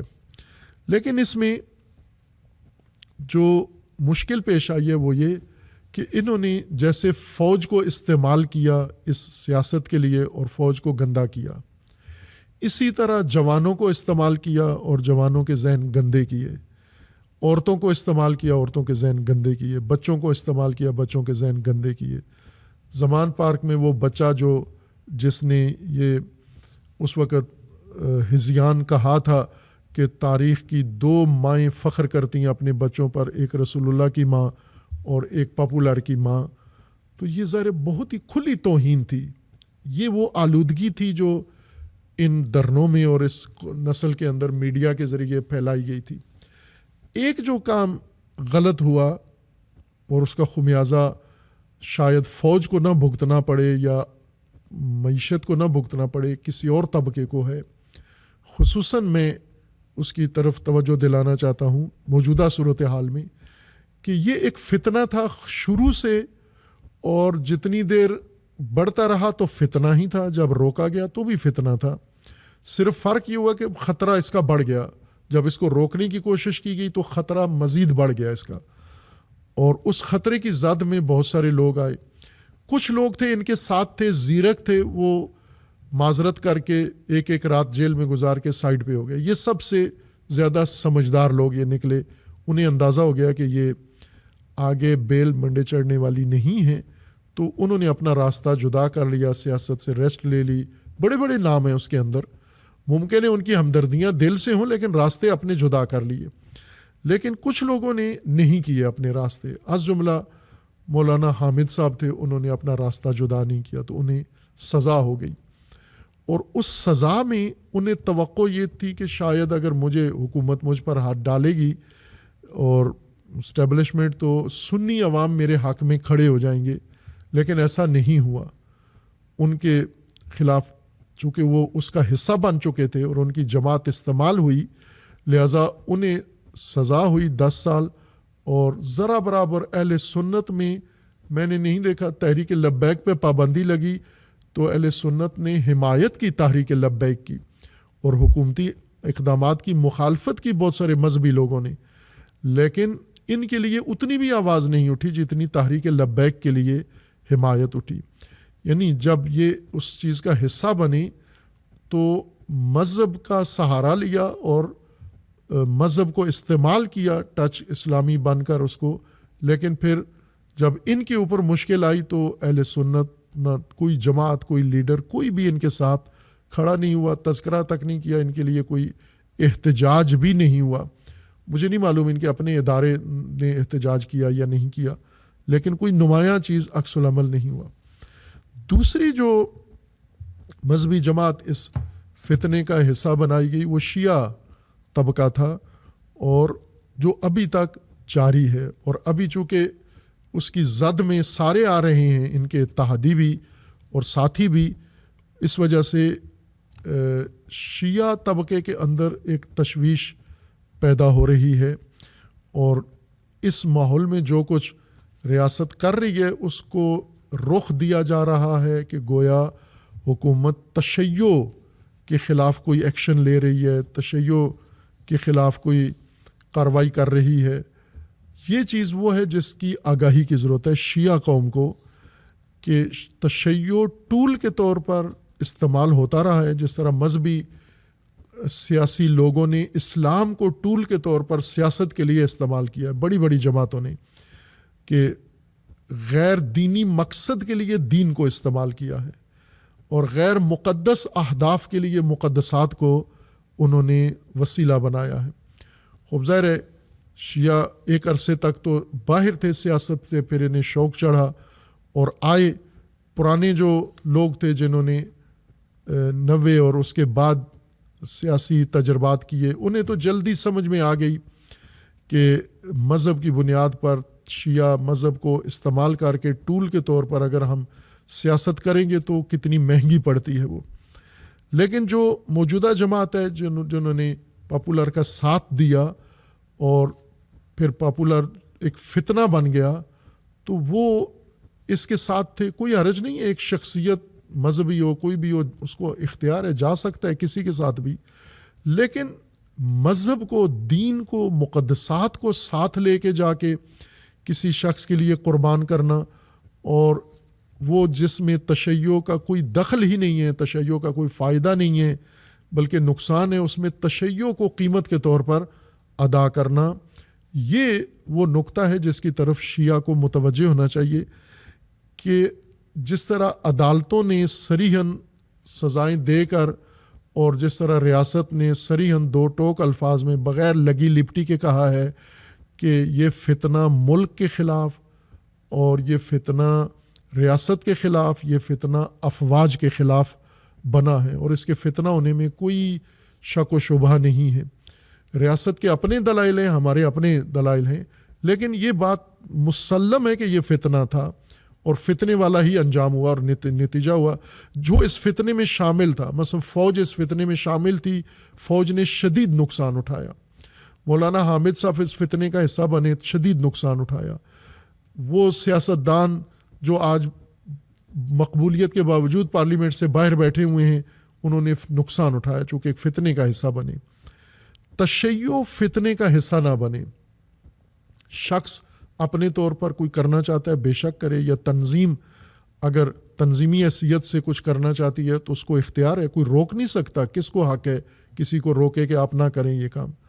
لیکن مذہب کو جب استعمال کیا جائے گا، دین کو استعمال کیا جائے گا، مقدسات کو استعمال کیا جائے گا، فتنوں کی بھینٹ چڑھایا جائے، اس سے تشیع کو نقصان ہوتا ہے۔ تشیع پاکستان میں کبھی بھی ریاست کے خلاف شیعہ من حیث مذہب اور من حیث قوم نہیں رہے. ممکن ہے شیعہ افراد ساری سیاسی جماعتوں میں ہیں، ہر سیاسی جماعت میں شیعہ کی رکنیت ہے، لیکن وہ تشیع کو نہیں استعمال کرتے.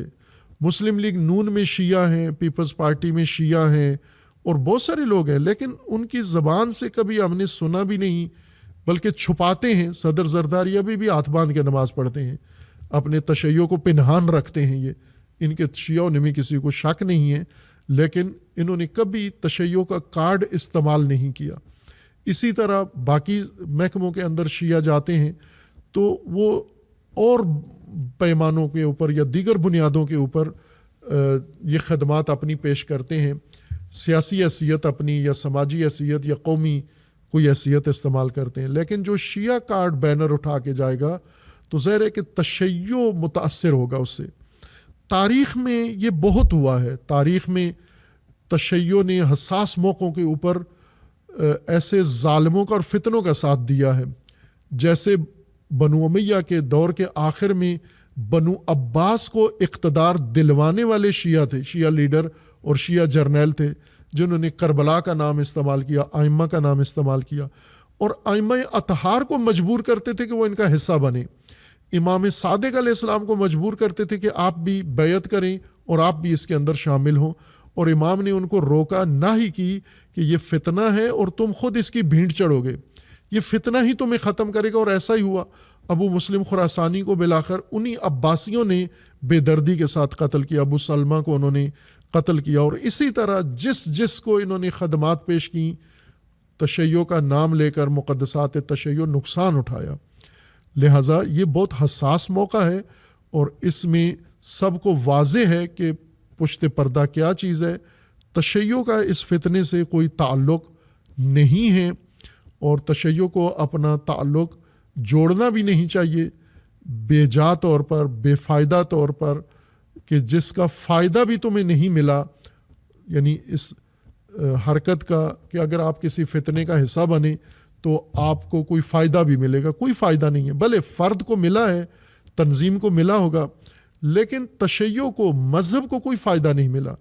یہ شخص وہ ہے کہ تشیع کے جنازے کوئٹہ میں سڑک پر پڑے ہوئے تھے اور اس نے اتنی تحقیر کی، توہین کی کہ کئی دن تک وہ سردی میں جنازے پڑے رہے اور اس نے کہا کہ تم لاشوں کے ذریعے مجھے بلیک میل کرتے ہو. تم وہ نہیں گیا. اسی طرح کئی اور مواقع کے اوپر تشیع کے ساتھ ناانصافی ہوئی. پارا چنار میں ان کی حکومت تھی KPK میں اور پارا چنار کے راستے بند ہوئے. کیا تشیع کو فائدہ ملا؟ تشیع کے لیے کیا بات ہوئی؟ اسی دور میں، ان کے دور میں بل پاس ہوئے، ان کے دور میں بہت کچھ ہوتا رہا. تشیع کو تو ذرا برابر کوئی فائدہ نہیں ملا. بھلے آپ انفرادی حیثیت سے یا آپ تنظیمی حیثیت سے بے شک کریں جو کرنا چاہتے ہیں، لیکن تشیع کو اس میں نہ کریں. تشیع کو ریاست کے مقابلے میں کھڑا نہ کریں اور شیعہ نہ آئیں اپنے ملک کے خلاف، اپنی ریاست کے خلاف، اپنی افواج کے خلاف. شیعہ کسی حیثیت سے نہ آئیں، اور اگر ان کو پیش کیا جا رہا ہے تو شیعہ ظاہر ہے کوئی ایک فرد تو اس نے نہیں لکھوایا ہوا تشیع کا اپنے نام پر کہ سند میرے نام پر ہے، میں شیعہ ہوں، میں جس کو کہوں شیعہ وہ شیعہ ہے. شیعہ ملک کے اندر 4-5 کروڑ افراد شیعہ ہیں اور ہر شیعہ کو اپنے مذہب کے دفاع کا حق بنتا ہے. اس سے کوئی لے نہیں سکتا کہ جہاں پر بھی مذہب سے غلط فائدہ اٹھایا جا رہا ہے، مذہب کو بدنام کیا جا رہا ہے، مذہب کو کمزور کیا جا رہا ہے، وہاں پر تشیع کا حق بنتا ہے ہر شیعہ کا، انفرادی حیثیت سے، اجتماعی حیثیت سے، خصوصاً علماء کا، کہ جو علماء تشیع کا کھاتے ہیں، تشیع کے نام پر کھاتے ہیں، تشیع کا حق ہے ان کی گردن کے اوپر. یہ جو سٹیجوں پہ بیٹھتے ہیں، جو مدرسوں میں بیٹھے ہوئے ہیں، جو سیاسی قیادت اٹھائی ہوئے ہیں تشیع کی، یہ تشیع کا کھا رہے ہیں، تشیع کے دسترخوان پر ہیں، تشیع کے نام پر ان کو احترام ملا ہے، عزت ملی ہے، ان کو وقار ملا ہے، پیسہ ملا ہے، وسائل ہیں، یہ کوٹھیاں، بنگلے، کاریں، یہ سب کچھ آپ کے آباء و اجداد کی میراث نہیں ہے، آپ کو مذہب کی وجہ سے یہ سب کچھ ملا ہے. تو اس مذہب کا حق بنتا ہے کہ اس مذہب کو بچائیں آپ خطرات سے، اور تشیع کو ریاست کے مقابلے میں لا کے کھڑا کرنا اور فتنوں کے ساتھ کھڑا کر دینا، جو پاکستان کو 3 ٹکڑے کرنے کے حامی تھے اور جو کہتے تھے کہ ایٹم بم مار دیا جائے پاکستان کے اوپر، اور وہ جو کہتے تھے کہ یہ پاکستان ختم ہو جائے اگر ہم اقتدار میں نہیں ہیں، تو تشیع ایسے خطرے کا حصہ نہ بنے۔ اس کا یہ مطلب نہیں کہ میرا یہ کہنا ہے کہ تشیع ان کو چھوڑ کر کسی اور جماعت میں شامل ہو جائیں۔ سارے سیاستدان ایک جیسے ہیں۔ امامت کے بعد یہ ہم نے پہلے واضح موقف بیان کیا ہوا ہے کہ امامت کے علاوہ سارے نظام یکساں ہیں۔ اگر امامت کا نظام نہیں ہے جیسا قرآن نے بیان کیا، جیسا رسول اللہ نے فرمایا، جس طرح اہل البیت نے بیان فرمایا، اگر امامت کا نظریہ یا امامت کا نظام نہیں ہے تو پھر آمریت اور جمہوریت ایک ہو جاتے ہیں، پھر استبداد اور انتخاب ایک ہو جاتے، کوئی فرق نہیں رہتا، پھر سب کے سب ایک کیٹیگری میں آ جاتے ہیں۔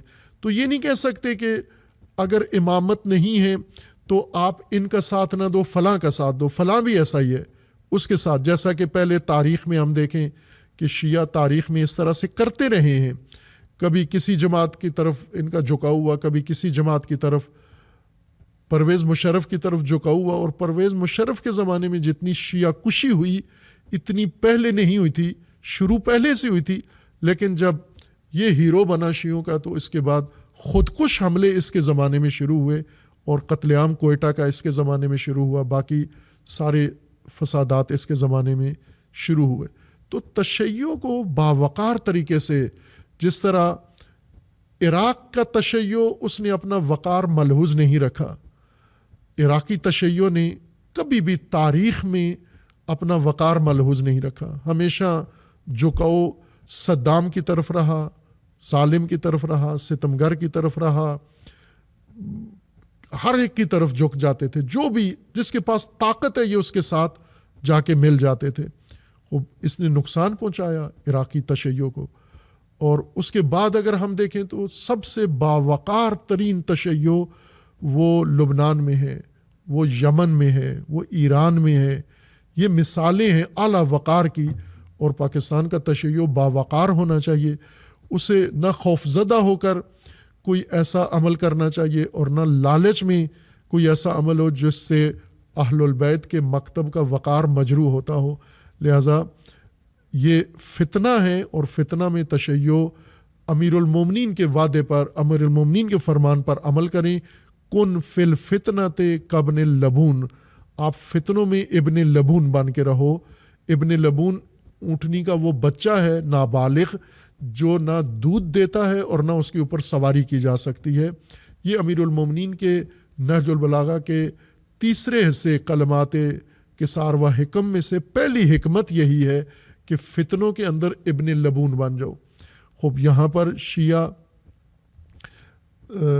فتنوں کا حصہ نہ بنے، ریاست کے مقابلے میں نہ آئیں، ہر چند ریاست کا رویہ تشیع کے ساتھ وہ منصفانہ نہیں ہے۔ یہ بات ہم صراحت سے کہہ رہے ہیں، مسلسل پارا چنار کے واقعات ہوں یا اور مسائل ہوں، منصفانہ رویہ نہیں ہوتا تشیع کے ساتھ۔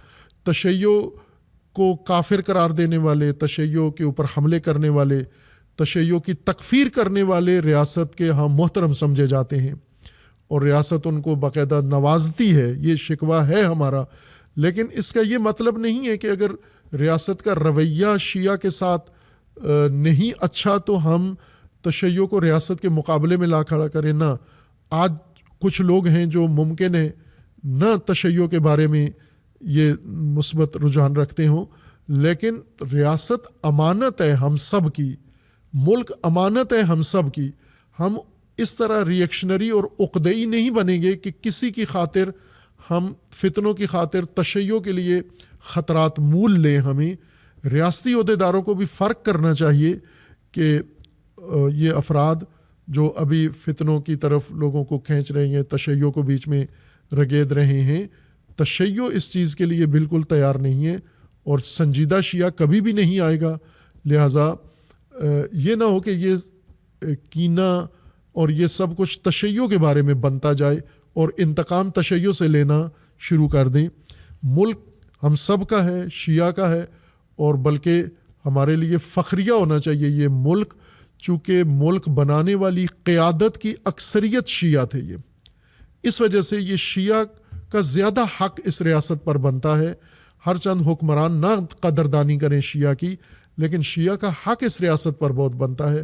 سب سے بڑھ کر اگر کوئی اور ہو نہ ہو، قائد اعظم محمد علی جناح کا تعلق تشیع کے ساتھ یہی تشیع کے احترام کے لیے کافی ہے کہ ہر پاکستانی کو قائد اعظم کا احترام تو لازم ہے، واجب ہے، تو قائد اعظم کے باقی جو امور ہیں ان کا بھی احترام لازم و واجب ہے. قائد اعظم کا شہر، قائد اعظم کی باتیں، قائد اعظم کے خطبات، تو قائد اعظم کی قوم کا بھی احترام کرنا چاہیے اور شیعہ کو اپنا احترام ملحوظ رکھنا چاہیے.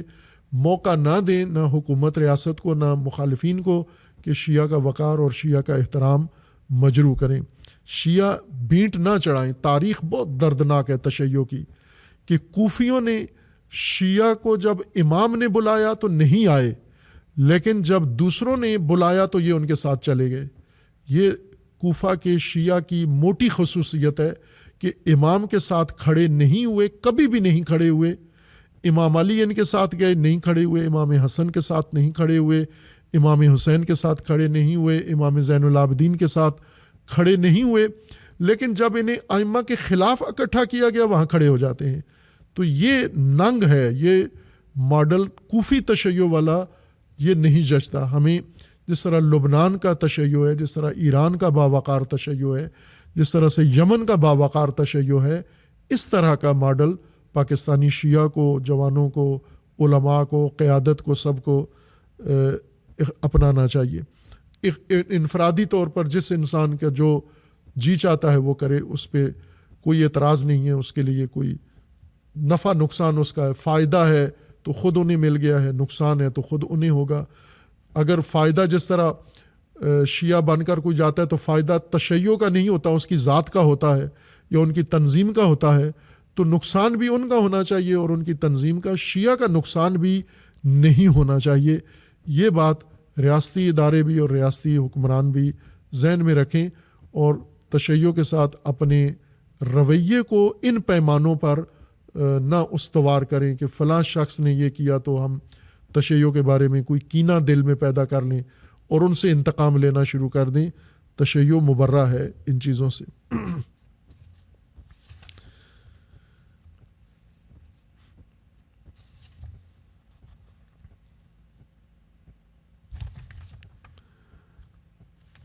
اور گزشتہ ہفتے کا سب سے ایک بڑا واقعہ جو رونما ہوا ہے آسٹریلیا میں، سڈنی کے ساحل پر ایک یہودی تقریب میں، محفل میں، جو گویا مذہبی محفل تھی ان کی، اس کے اوپر حملہ ہوا ہے اور اس حملے میں مجموعی طور پر 16 افراد مارے گئے ہیں، جن میں حملہ ور بھی شامل ہے. حملہ ور کے بارے میں جو میڈیا میں پہلے کہا گیا کہ پاکستانی ہے، لیکن بعد میں ثابت ہو گیا کہ وہ پاکستان سے نہیں بلکہ بھارت کی ریاست حیدرآباد سے ہیں، تلنگانہ سے، اور باپ بیٹا 2 تھے اور انہوں نے یہ حملہ کیا ہے.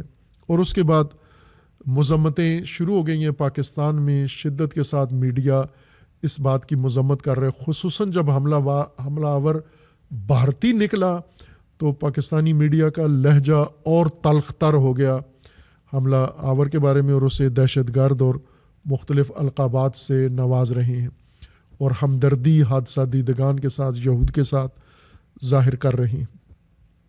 لیکن یہ واقعہ متوقع واقعہ تھا اور اس طرح کے اور واقعات متوقع ہیں.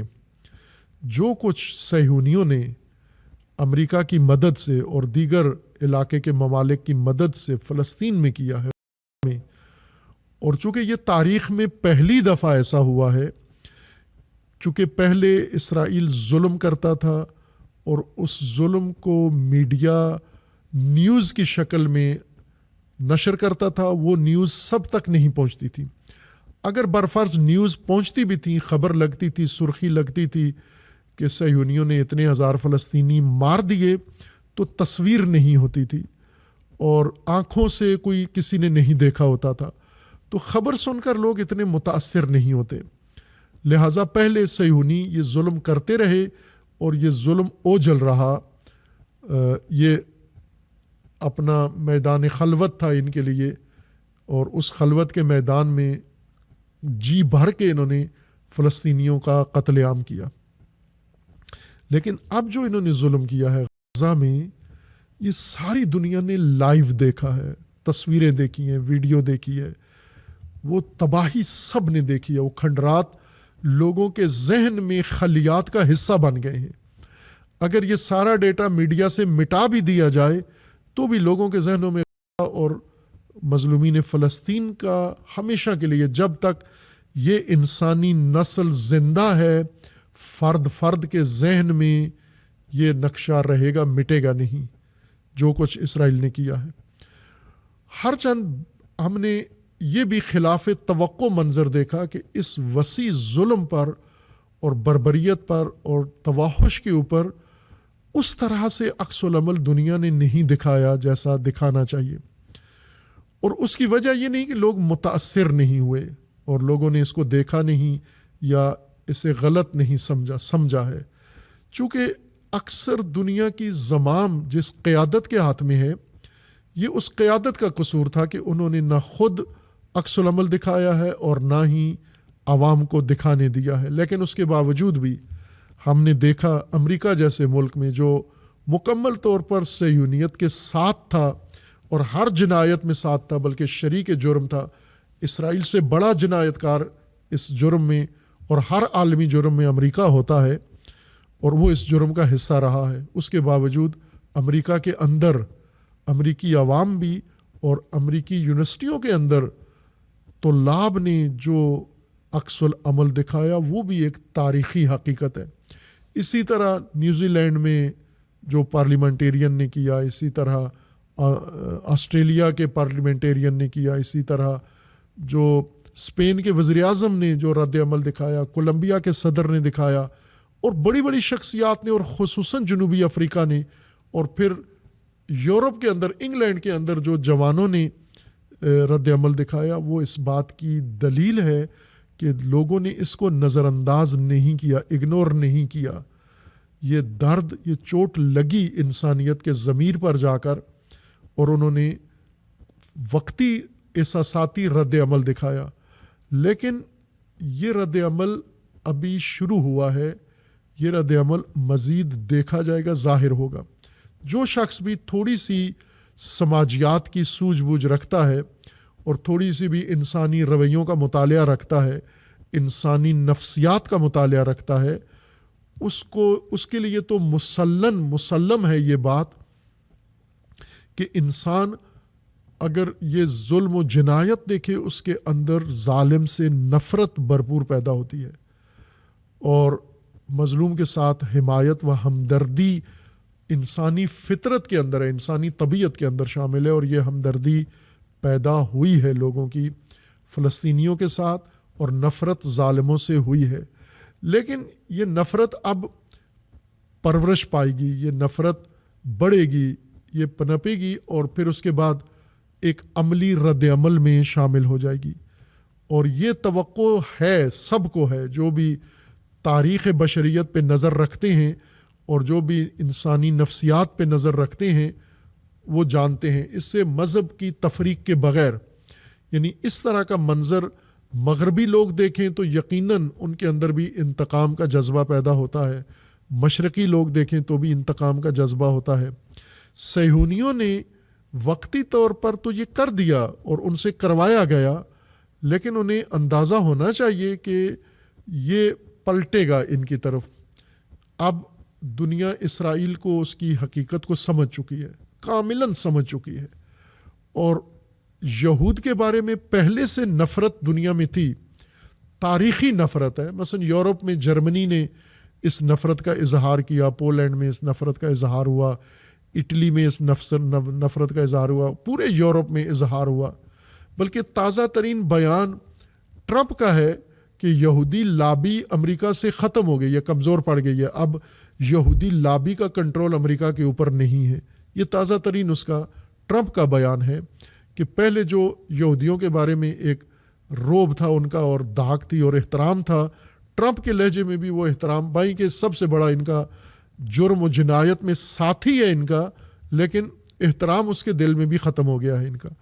خود یہودیوں کے دل سے صہیونیوں کا احترام ختم ہو گیا ہے، اور وہ نفرت جو پہلے سے لوگوں کے اندر تھی، دلوں میں موجود تھی، وہ اب بہت بڑھ چکی ہے. نیتن یاہو نے اور ٹرمپ نے اور باقی امریکی لابی نے اور آل سعود نے سب نے مل کر یہ کام کیا ہے کہ دنیا کو یہود کی نفرت سے بھر دیا ہے مکمل طور پر. اب یہ نفرت رہتی ہے، پنپتی ہے، بڑھتی ہے، اسی طرح نہیں رہتی. نفرت اس طرح سے ہوتی ہے جس طرح انسانی نطفہ ماں کی رحم میں چلا جاتا ہے تو وہ ایک قطرہ نہیں ہوتا بلکہ وہ پورا انسان بن جاتا ہے، پرورش پاتا ہے، اس کا ڈھانچہ اور جثہ بنتا ہے اور پھر اس کے بعد متولد ہوتا ہے. نفرت اس طرح سے ہوتی ہے. نفرت انسان کے اندر منتقل ہوتی ہے. نفرت کینے میں تبدیل ہوتی ہے، کینہ انتقام میں تبدیل ہوتا ہے اور انتقام ارادے اور عکس العمل میں تبدیل ہوتا ہے، اور وقت لگتا ہے نفرت کو کینہ بنتے اور کینے کو انتقام بنتے ہوئے. یہ ہوگا، یہ دنیا میں یہ طے ہے.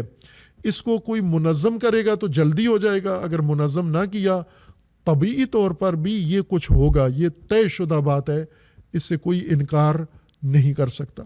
لیکن جو کچھ آسٹریلیا میں ہوا، اب نہیں بتایا گیا کہ یہ وہ لوگ ہیں جو آیا صہیونی تھے، یہ صہیونی طبقہ تھا جو آسٹریلیا میں اکٹھا ہوا اور فلسطین دشمن تھا، مسلمان دشمن تھا، قاتلوں کے ساتھ تھے یہ لوگ یا نہیں تھے، یہ نہیں بتایا گیا.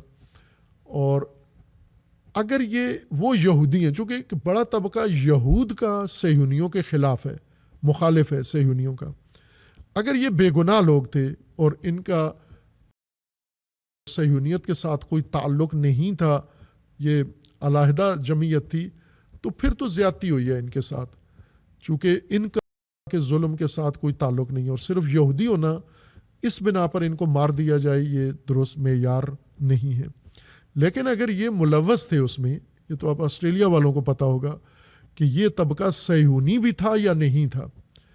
اور اگر صہیونی تھا تو ظاہر ہے کہ یہ عکس العمل طبیعی ہے، اور یہ انہیں اب ہر ملک میں سامنا کرنا پڑے گا. صہیونیت کو، یہودیت علیحدہ چیز ہے، صہیونیت علیحدہ ہے. یہ جو غزہ میں ظلم ہوا ہے یہ یہود نے نہیں، صہیونیوں نے کیا ہے.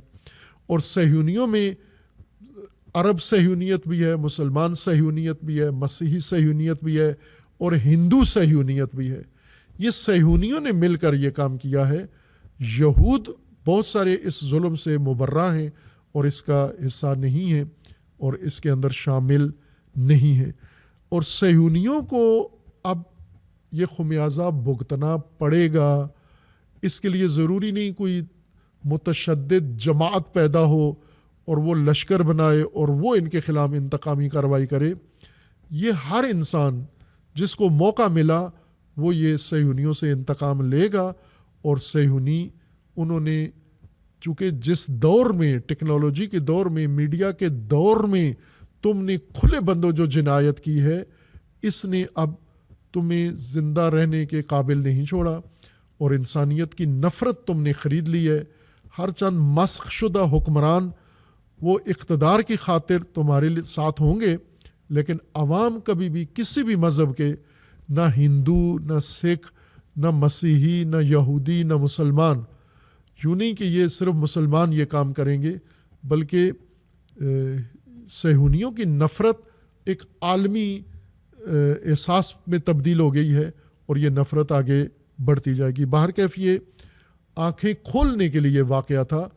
اس کی تلافی ان کو کرنی ہوگی اس صورت میں کہ جو ظلم کیا ہے اس ظلم کو روک دیں، فوراً اس کو آگے نہ بڑھائیں اور اس ظلم کی تلافی کریں. اور تلافی یہ ہے کہ فلسطینیوں کو، انہی مظلوموں کو آزادی دے دیں، فلسطین فلسطینیوں کو دے دیں اور صہیونی اپنے اپنے جگہوں پہ واپس چلے جائیں جہاں سے آئے ہیں.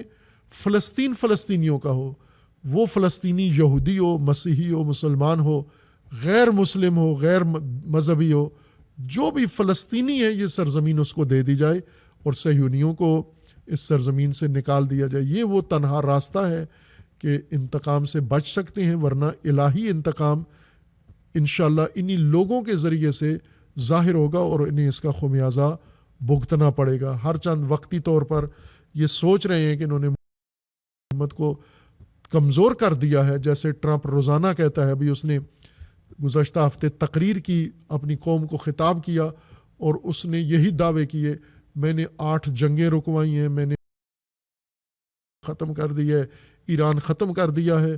खूब इसी पे खुश है। रहबर मुअज़्ज़म के बकौल बे हमीन ख़याल बाश, इसी फ़िक्र में रहो, इसी गफलत में डूबे रहो और इसी तरह मस्त रहो। न हुकूमत ख़त्म हुई है, न हुकूमत ख़त्म हुई है और ना होगी। जो तुमने कर दिया है वही काफ़ी है सारी दुनिया को तुम्हारे ख़िलाफ़ खड़ा करने के लिए। और ये आवाज़ ख़ुद अमेरिका से इनके ख़िलाफ़ उठेगी और अमरीकी इनसे इंतकाम लेंगे। ये बात तय है और ये अल्लाह की सुन्नत है और ये हो के रहेगा। एक और जो इसी से मरबूत मौजू है वो ये कि अल्लाह के ख़िलाफ़ को गैर मुसल्लह करने के लिए फ़्रांस में इजलास हुआ है, जिसमें फ़्रांस, अमेरिका, सऊदी अरब और लुबनान की मौजूदा हुकूमत के नुमाइंदे उसमें शामिल थे। ये 4 फ़रीकी इजलास फ़्रांस, अमेरिका और सऊदिया और लुबनानी हुकूमत के, चूँकि बीच में ईरान लुबनान के अंदर दाखिल हुआ और कुछ अरसा के लिए जो मुल्क लुबनान पर दावा रखते थे कि लुबनान हमारी मिल्कियत है, जैसे फ़्रांस इसको अपना मुस्तामरा बनाया था पहले उसने और लुबनान को इख्तिसासन अपनी मिल्कियत समझता है, जिस तरह बरतानिया फ़लस्तीन को अपनी मिल्कियत समझता था और यहूदियों को दे दिया, इसी तरह लुबनान फ्रांसीसियों के कंट्रोल में था और इन्होंने इसको अपनी मुस्तामरा बनाया हुआ था। नौ आबादियाती निज़ाम अपना यहाँ कायम किया हुआ था। बाहर के फिर इस इलाके के अंदर इनकलाब इस्लामी आया, तहव्वुलात आए, अमेरिका को, फ़्रांस को लुबनान छोड़ना पड़ा, वरना इनका पूरा होल्ड था, ताकत थी। और दूसरा मुल्क सऊदी अरब था, जिसका लुबनान के सुन्नी तबके के ऊपर गहरा असर था और बाकी दुनिया पर भी था, अहले सुन्नत के ऊपर, खुसूसन अरब दुनिया सऊदिया के मुट्ठी में थे सारे। लेकिन इनकलाब की वजह से लुबनान इनके हाथ से मुकम्मल निकल गया, सूरिया इनके हाथ से निकल गया और 40-45 साल के बाद दोबारा इन्हें फिर लुबनान में और सूरिया में आने का मौका मिला है। तो अब ये 4 मुल्क समझते हैं कि लुबनान हमारा है। लुबनानी हुकूमत तो ठीक है, उनका तो हक बनता है चूँकि लुबनानी है, लुबनानी मसीही, लुबनानी सुन्नी और लुबनानी शिया। लेकिन ये बाकी 3 मुल्क अमेरिका और फ़्रांस और सऊदिया भी दावेदार हैं कि लुबनान हमारा है और अब ईरान दोबारा लुबनान में नहीं आएगा और ईरान की ताकत व मजबूत बाजू को ख़त्म करना है, तशय्यो को उस दौरे हजर में वापस लेके जाना है।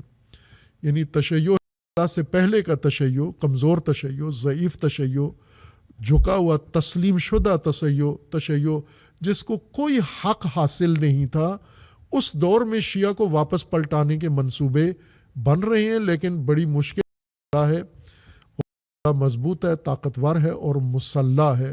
पहले कदम के तौर पर अल्लाह को गैर मुसल्लह करना चाहते हैं, चूँकि ईरान से उसका नाता अमलन कट गया है, नज़रियाती ताल्लुक़ है, लेकिन रास्ता ज़मीनी और रसाई और सप्लाई ख़त्म हो गई है। तो ये समझते हैं कि अब आसान हदफ है, हम इसे ख़त्म कर सकेंगे। और ट्रंप ने इन सब का कहा कि हमने इलाज सोच लिया है और वो मुसलमान ममालिक के हाथों से मुकावमत और मुज़ाहिमत के महाज को ख़त्म किया जाएगा। ट्रंप के अल्फाज में मुसलमान ममालिक की मजबूत अफवाज, ताकतवर अफवाज अब इसराइल फ़ौज और अमरीकी फ़ौज के बजाय ये इनको मज़ा चखाएंगे जाकर। और ज़ाहिर है उसकी निगाह मिस्र, तुर्की, पाकिस्तान जैसे मुल्कों पर है, इंडोनेशिया, कि ये मजबूत फ़ौजें रखने वाले मुल्क हैं कि इनको ले जाकर हम इसराइल का दिफा करेंगे और मुज़ाहिमत और मुकावमत को ख़त्म करेंगे। बाहर के इस इजलास में इन्होंने ये मंसूबा बनाया है और उसी मंसूबे के मुताबिक पहले से पर दबाव बढ़ा रहे हैं। उस दबाव का एक हिस्सा ये है, इन्होंने चूँकि लुबनान में तो काफ़ी शिद्दत पाई जाती है के ख़िलाफ़, लुबनानी हुकूमत और लुबनानी बाकी तबक़ात को उकसाते हैं रोज़ाना ही لبنانی صدر، لبنانی وزیر خارجہ، سب سے زیادہ متشدد شخص لبنانی وزیر خارجہ ہے، جو ایران کو دھمکیاں دیتا ہے اور ایران کے وزیر خارجہ سے ملنے کے لیے بھی تیار نہیں ہے. ایران نے اس کو دعوت دی ہے، اس نے ٹھکرا دی ہے، اور ایران کو بلکہ دھمکی دی ہے کہ لبنان کی فکر چھوڑ دو، لبنان آنے کا خیال ذہن سے نکال دو، اب لبنان تمہارے لیے نہیں ہے. اس طرح کا لب و لہجہ لبنانی وزیر خارجہ کا بنا ہوا ہے. لبنان کے اندر تو یہ کر ہی رہے ہیں، پہ دباؤ ڈال رہے ہیں، اور اس کے مقابلے میں نے واضح اعلان کیا ہے کہ یہ ناممکن ہے، غیر مسلح نہیں ہوگی. لبنان کی خاطر، لبنانی سرزمین کی خاطر، صہیونیوں سے بچانے کے لیے اللہ کے پاس اسلحہ ضروری ہے. دوسرا کام انہوں نے یہ کیا ہے کہ عراق کے اندر جو اس وقت موجودہ حکومت ہے، الیکشن ہو گئے ہیں لیکن پرانی حکومت چل رہی ہے، نئی کابینہ ابھی نہیں بنی. سوڈانی جو وزیر اعظم ہے اس کی کابینہ اور ملک اسی کے اختیار میں ہے. نئے الیکشن میں بھی انہوں نے باقیوں کی نسبت زیادہ سیٹیں لی ہیں، لیکن ابھی حکومت بنانے کی پوزیشن میں نہیں ہے. کشمکش سیاسی جماعتوں میں جاری ہے. لیکن لبنان میں، عراق میں ایک پیش رفت یہ ہوئی ہے کہ پہلے عراق میں یہ دباؤ تھا کہ ابھی کو ختم کیا جائے، چونکہ ایران نواز ہے، ایران کی حمایت یافتہ ہے اور مسلح بھی ہے، لہٰذا اس جماعت کو، تنظیم کو ختم کیا جائے. اور عراقی اس بات پر متفق تھے، ایرانی مذہبی قیادت، عراقی مذہبی قیادت اور عراقی سیاسی قیادت. یعنی میں غیر شیعہ کی بات نہیں کر رہا، وہ تو غیر شیعہ تو پہلے ہی کو قبول نہیں کرتے تھے. شیعہ قیادت کی بات کر رہا ہوں کہ شیعہ مذہبی قیادت اور سیاسی قیادت بھی ابھی کے حق میں نہیں ہے، چونکہ وہ یہ سمجھتے ہیں کہ ابھی کا وہی مقام ہے جو لبنان میں علاقہ ہے، یعنی ایران. دوسرے لفظوں میں شابی مساوی با ایران ہے. تو اگر شابی مضبوط دھڑا رہا مسلح، تو گویا ایران کا دخل عراق میں جاری رہے گا. اور تمام ملک یہی والے جو لبنان میں ہیں، جنہوں نے سوریہ سے ایران کو نکلوایا، اب لبنان سے ایران کو فارغ کیا، اب یہ عراق سے بھی ایران کو بے دخل کر رہے ہیں عراقیوں کی مدد سے. اس سلسلے میں پہلے شکار تھی، لیکن انہوں نے ایک عجیب کام عراقی حکومت نے کیا ہے. عراق کے مرکزی بینک نے، اسٹیٹ بینک نے، اور عراق کی کمیٹی نے، وہ کمیٹی جو ملکی سلامتی کے لیے فیصلے کرتی ہے، انہوں نے یہ کام کیا ہے گزشتہ 2 ہفتے پہلے کہ یمن کو باقاعدہ رسماً سرکاری سطح پر دہشت گرد گروپ کی لسٹ میں ڈال دیا ہے. یعنی کے زمرے میں اللہ کو بھی ڈال دیا ہے. یعنی بھائی کہ یہ شیعہ حکومت ہے اور باقی طبقات بھی حکومت میں شامل ہیں، لیکن مرکزی اقتدار شیعہ کے پاس ہے. اور انہوں نے یہ کام کیا ہے کہ کو دہشت گردی کے زمرے میں ڈالا ہے، اور کو بھی، اور ان کے اثاثے عراق کے اندر منجمد کرنے کا حکم دیا ہے کہ جتنے اموال کے عراق کے اندر ہیں وہ سارے ضبط کر لیے جائیں، چونکہ یہ دہشت گرد گروپ ہیں. خوب ظاہر ہے یہ حکم امریکہ نے ان کو بنا کے دیا ہے، اور انہوں نے پڑھے بغیر اس کو اناؤنس بھی کر دیا، لاگو بھی کر دیا، نافذ بھی کر دیا. اور پھر جب یہ حکم باہر آیا اور اس پر احتجاج ہوا، ایران نے احتجاج کیا، عراق کے اندر سے آوازیں اٹھیں، تو ابھی مصلحتاً انہوں نے یہ کہا ہے کہ ہم نے کو اس لسٹ سے نکال دیا ہے.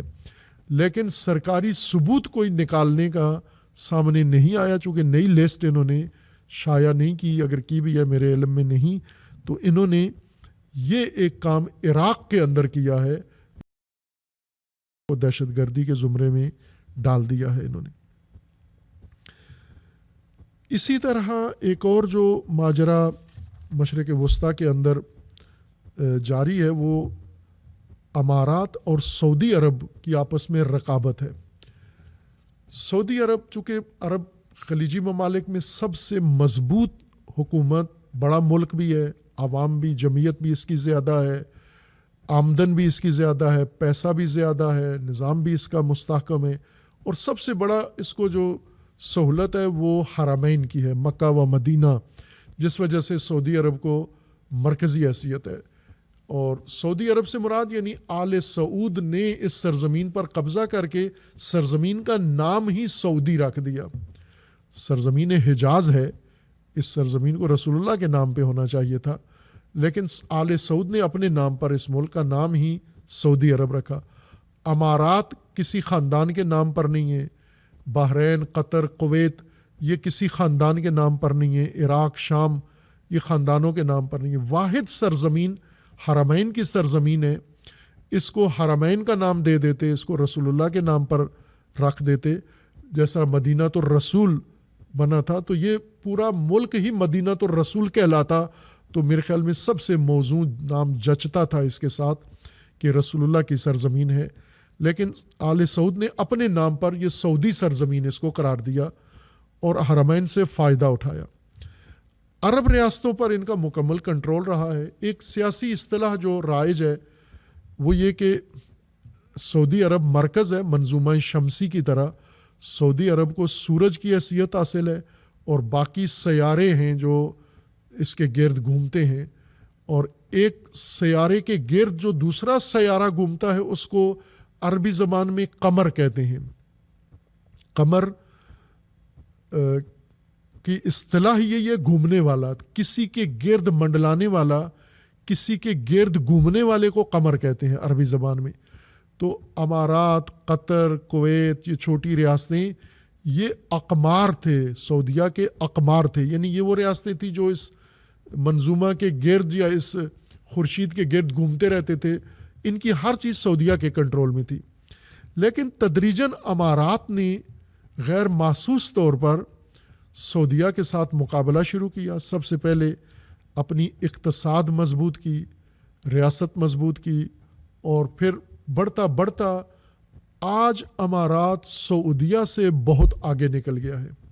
اور تیسرا رقیب جو پیدا ہوا وہ قطر ہے. وہ ان دونوں سے چھوٹا ہے لیکن رقابت میں اس کی سپیڈ بھی بہت تیز ہے، اور وہ امارات کے شانہ بشانہ کئی شعبوں میں سعودی عرب سے آگے ہے قطر بھی. اور امارات کو یہ چیلنج ہے کہ اس نے سعودی عرب کو اپنے تابع بنانا ہے. سعودی عرب کا قمر نہیں بننا، اس کے گرد نہیں منڈلانا، بلکہ سعودی عرب کو اپنا محتاج بنانا ہے. اور یہ ان کی پالیسی کامیاب رہی ہے، اور امارات ہر لحاظ سے اس وقت وہ حیثیت اختیار کر گیا ہے. اس لیے ہر میدان میں ان کی اب رقابت ہے. اب رفاقت ختم ہو گئی ہے، رقابت ہے اور مقابلہ اور کمپٹیشن ہے ان کا، اقتصاد میں، سیاست میں، علاقائیت میں، اور اثر و رسوخ میں. اور اسی طرح از جملہ یمن کے اندر، سوڈان کے اندر، لیبیا کے اندر، علاقے میں، خطے میں جہاں جہاں دونوں ملکوں کا رسوخ ہے وہاں بھی یہ ایک دوسرے کے بالمقابل ہیں. امارات نے اپنے لشکر بنائے ہوئے ہیں، سعودیہ نے اپنے لشکر بنائے ہوئے ہیں، اور ان کے درمیان جنگ ہے. یمن میں خصوصاً جنگ ہے، اور یمن میں سعودی حمایت یافتہ اور اماراتی حمایت یافتہ لشکروں میں جنگ ہوئی ہے، شدید جھڑپ، اور جس میں سعودی حمایت یافتہ گروہ کو شکست ہو گئی ہے، اور اس پورے خطے پر، حضرموت پر اور چند اور بڑے علاقوں پر یمن کے امارات کا قبضہ ہو گیا ہے. اماراتی حمایت یافتہ یمنی لشکر کا قبضہ ہو گیا ہے. اور شروع سے جو خدشہ ظاہر کیا جا رہا تھا کہ یمن پہلے شمالی و جنوبی میں تقسیم شدہ تھا، دو ملک تھے شمالی جنوبی، کوریا کی طرح یمن بھی دو ملک تھے، اور ان کو آپس میں ملایا گیا، ایک ملک بن گیا. اور پھر موجودہ صورتحال کہ جب سے سعودی عرب نے حملہ کیا حوثی ملیشیا کے خلاف، تو دوبارہ اب یہ خدشہ ظاہر کیا جا رہا تھا کہ یمن پھر تقسیم ہو جائے گا شمال اور جنوب میں، اور صنعا و عدن دو الگ الگ ریاستیں بن جائیں گی. اب امارات کی کامیابی سے یہ احتمال بہت بڑھ گیا ہے کہ یمن پھر دو حصوں میں تقسیم ہو کے ایک حصے میں سعودیہ اور امارات آپس میں لڑیں گے، اور ایک حصہ حوثی الگ کر لیں گے اور دو ملک بن جائیں گے. یہ بھی ان دونوں ملکوں کی رقابت ہے. اس کے علاوہ بھی ہر میدان میں یہ آپس میں ایک دوسرے کو نیچا دکھانے کے لیے اور ایک دوسرے کو پیچھے چھوڑنے کے لیے لگے ہوئے ہیں. بن سلمان نے سپیڈ ترقی کی زیادہ کر دی ہے, پیسہ زیادہ ہے ان کے پاس, اور وہ قطر اور امارات دونوں سے آگے نکلنا چاہتا ہے. اور وہ پر امید ہے کہ وہ جب یہ جو انفراسٹرکچر بنانے جا رہا ہے اور بنا چکا ہے اور جو کلچر بنا رہا ہے وہ ان دونوں ملکوں کے اوپر پھر حاوی ہو جائے گا. لیکن ابھی تک امارات بہت سارے شعبوں میں سعودیہ سے آگے ہے. حتیٰ کہا جاتا ہے کہ ٹرمپ کی خوشنودی حاصل کرنے میں بھی رقابت ہے ان میں, اور ابھی تک امارات کا پلہ بھاری ہے. ٹرمپ کا جھکاؤ امارات کی طرف زیادہ ہے سعودیہ کی نسبت. قطر تو پہلے سے ان کی مٹھی میں ہے, لیکن ان دونوں ملکوں میں اگر کسی کو ٹرمپ کو ترجیح دینا ہوئی تو وہ امارات کو ترجیح دے گا, باوجود اس کے کہ بن سلمان نے بھاری سرمایہ امریکہ میں لگایا ہے اور لگانے کا اس نے وعدہ بھی کیا ہے. ایک اور دلچسپ صورتحال جو پیدا ہوئی ہے وہ روس اور یورپ کے درمیان ہے. یورپ اس وقت بہت مشکل میں پڑ گیا ہے, اور سردیاں جو کہ یورپ میں بہت شدید ہوتی ہیں, گیس ان کی روس سے آتی ہے. یہ روس کے ساتھ اختلاف کی وجہ سے گیس بند ہے ان کی, تو ایک بہت شدید بحران کا شکار ہیں اقتصادی طور پر. امریکہ سے ان کے لیے تیل اور گیس مہنگا آتا ہے جس سے یورپ اپنا نظام چلا رہا ہے, اور امریکہ مسلسل ٹرمپ یورپ کو ڈکٹیٹ کرتا ہے, اور یورپی یونین جو پہلے امریکہ کے مقابلے کے لیے پیدا ہوئے تھے, اکٹھے ہوئے تھے, یونین بنی تھی, کمزور پڑ گئی ہے, اور ٹرمپ ان کی تحقیر کرتا ہے, ان کو گالی دیتا ہے اور ان کو بہت تذلیل کرتا ہے. پچھلے دنوں ٹرمپ نے ان کی تذلیل کی اور انہوں نے یورپی حکمرانوں کو کہا کہ یہ نافہم اور احمق لوگ ہیں. تمام یورپی لیڈرز کو کہا کہ یہ احمق ہیں جو اپنے ملکوں میں مہاجرین کو روک نہیں رہے. اور ٹرمپ نے انہیں کہا کہ یورپ کی تہذیب ختم ہو چکی ہے اور اب امریکہ کی مضبوط تہذیب ہے, اور یورپ اپنی تاریخی ہر چیز گنوا بیٹھا ہے. معیشت بھی کمزور کر لی ہے اس نے, اور تاریخ بھی اپنی اس نے چھوڑ دی ہے, اور حیثیت بھی اپنی گنوا دی ہے. یہ پچھلے سے پچھلے ہفتے کا ٹرمپ کا موقف تھا. اس ہفتے جو کسر رہتی تھی وہ روس کے صدر پیوٹن نے انجام دے دی ہے, اور انہوں نے یورپی حکمرانوں کا نام لے کر یہ کہا ہے کہ یہ پست اور حقیر خنزیر ہیں. یورپی حکمران جو موجودہ جرمنی, فرانس, برطانیہ اور باقی ممالک جو 13-14 ہیں, کہا کہ یہ یورپی ملک سارے کے سارے یہ حقیر اور پست اور گھٹیا خنزیر ہیں جو روس کو توڑنا چاہتے ہیں, جو روس کا نقصان کرنا چاہتے ہیں. اور صدر پیوٹن نے واضح کہا ہے اور ان کا نام لے کے کہ ان خنزیروں کو کہا ہے کہ روس یوکرین میں اپنا دفاع کرے گا. یوکرین کا وہ حصہ جو روسی کہتے ہیں ہمارا ہے, ہماری سرزمین ہے, پیوٹن نے کہا ہے کہ وہ ہم لے لیں گے. اگر یوکرینیوں نے مذاکرات کے ساتھ دے دیے تو ٹھیک, نہ دیے تو ہم طاقت سے لے لیں گے. اور یہ بھی اس نے واضح کیا ہے کہ معمولی غلطی بھی یورپی ملکوں سے اگر سرزد ہوئی تو ہم یورپ کو عبرتناک سزا دیں گے. یہاں تک اس وقت یوکرین جنگ کے آثار پہنچ چکے ہیں.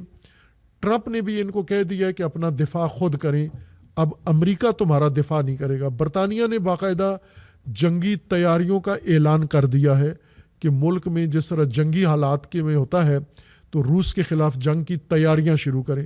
اب ظاہر ہے کہ برطانیہ کی اوقات ساری دنیا کو پتہ ہے کہ کیا جنگ کرے گا روس کے خلاف, لیکن پھر بھی یورپ کے اندر یہ ایک بحران پیدا ہو گیا ہے سیاسی بھی کہ امریکہ اور روس دونوں کے درمیان, اور ممکن ہے کہ یورپ کے اوپر ہی امریکہ اور روس کا آپس میں معاملہ ہو جائے, سمجھوتا ہو جائے, سودا ہو جائے. اور یورپ کو دونوں ملک چاہتے ہیں کہ کمزور ہو. امریکہ بھی یورپ کو اپنے لیے تھریٹ سمجھتا ہے اور روس بھی اس کو اپنے لیے تھریٹ سمجھتا ہے. لہٰذا ممکن ہے, عین ممکن ہے کہ ٹرمپ اور پیوٹن ایک دماغ رکھتے ہیں. یہ بہت سارے معاملات پر, جیسے یوکرین میں تقریباً ٹرمپ نے وہی منصوبہ بنایا ہے جو روس چاہتا تھا اور یورپیوں نے اس کا انکار کیا ہے. زیلنسکی نے بھی اس کا انکار کیا ہے کہ یہ یوکرین کے نفع میں نہیں ہے, چونکہ ٹرمپ نے کہا ہے کہ آدھا ملک یوکرین کا روس کے حوالے کر دو تو میں امن قائم کر دوں گا، صلح برقرار کر دوں گا، لیکن ابھی ان کے لیے مشکل بنی ہوئی ہے یہ فیصلہ۔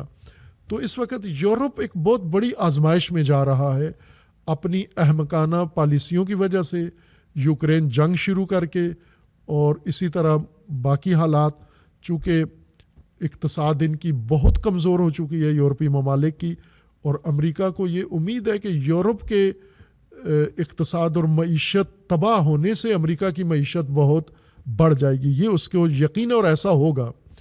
یورپ کی معیشت اگر بیٹھتی ہے، تباہ ہوتی ہے، تو یہ امریکہ کے لیے اس سے بڑا سنہری چانس اور نہیں ہوگا، اور وہ گہری دلچسپی رکھتا ہے کہ یورپی اقتصاد کو اور یورپی یونین کو، اس اتحاد کو ختم کرے اور انہیں امریکہ کا غلام بنائے، جس طرح باقی ممالک عرب ممالک ہیں امریکہ کے غلام۔ وہ چاہتا ہے کہ یورپ بھی اسی طرح عربوں جیسا غلام بن جائے، جو امریکہ کہے اس کو قبول کریں، اور جس سے امریکہ منع کر دے اس سے منع ہو جائیں۔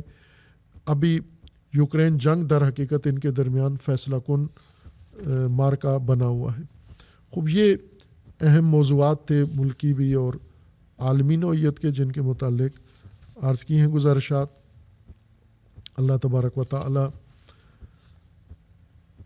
مظلومین کی خدا حمایت فرمائے، مدد فرمائے، اور ان کو ان ظالمین کے خلاف خدا و تعالی اس ظلم سے نجات دے، اور ان ظالمین کو اللہ نیست و نابود کرے۔ اور اسی طرح ہندوستان کے مسلمان جن پر ریاستی جبر و تشدد بڑھتا جا رہا ہے، اللہ ان کی حفاظت فرمائے، اور اللہ تبارک و تعالی پاکستان کی حفاظت فرمائے، پاکستان کے کو اندرونی بیرونی دشمنوں کے شر سے اللہ محفوظ فرمائے، اور خدا و تعالی پاکستان کے ساتھ خیانت کرنے والوں کو اللہ رسوا فرمائے، اور ملت اسلامیہ اور بالخصوص ملت پاکستان کو بیداری، شعور، اتحاد و اتفاق کی توفیق عطا فرمائے۔ وصلی اللہ علی محمد و آلہ الطیبین۔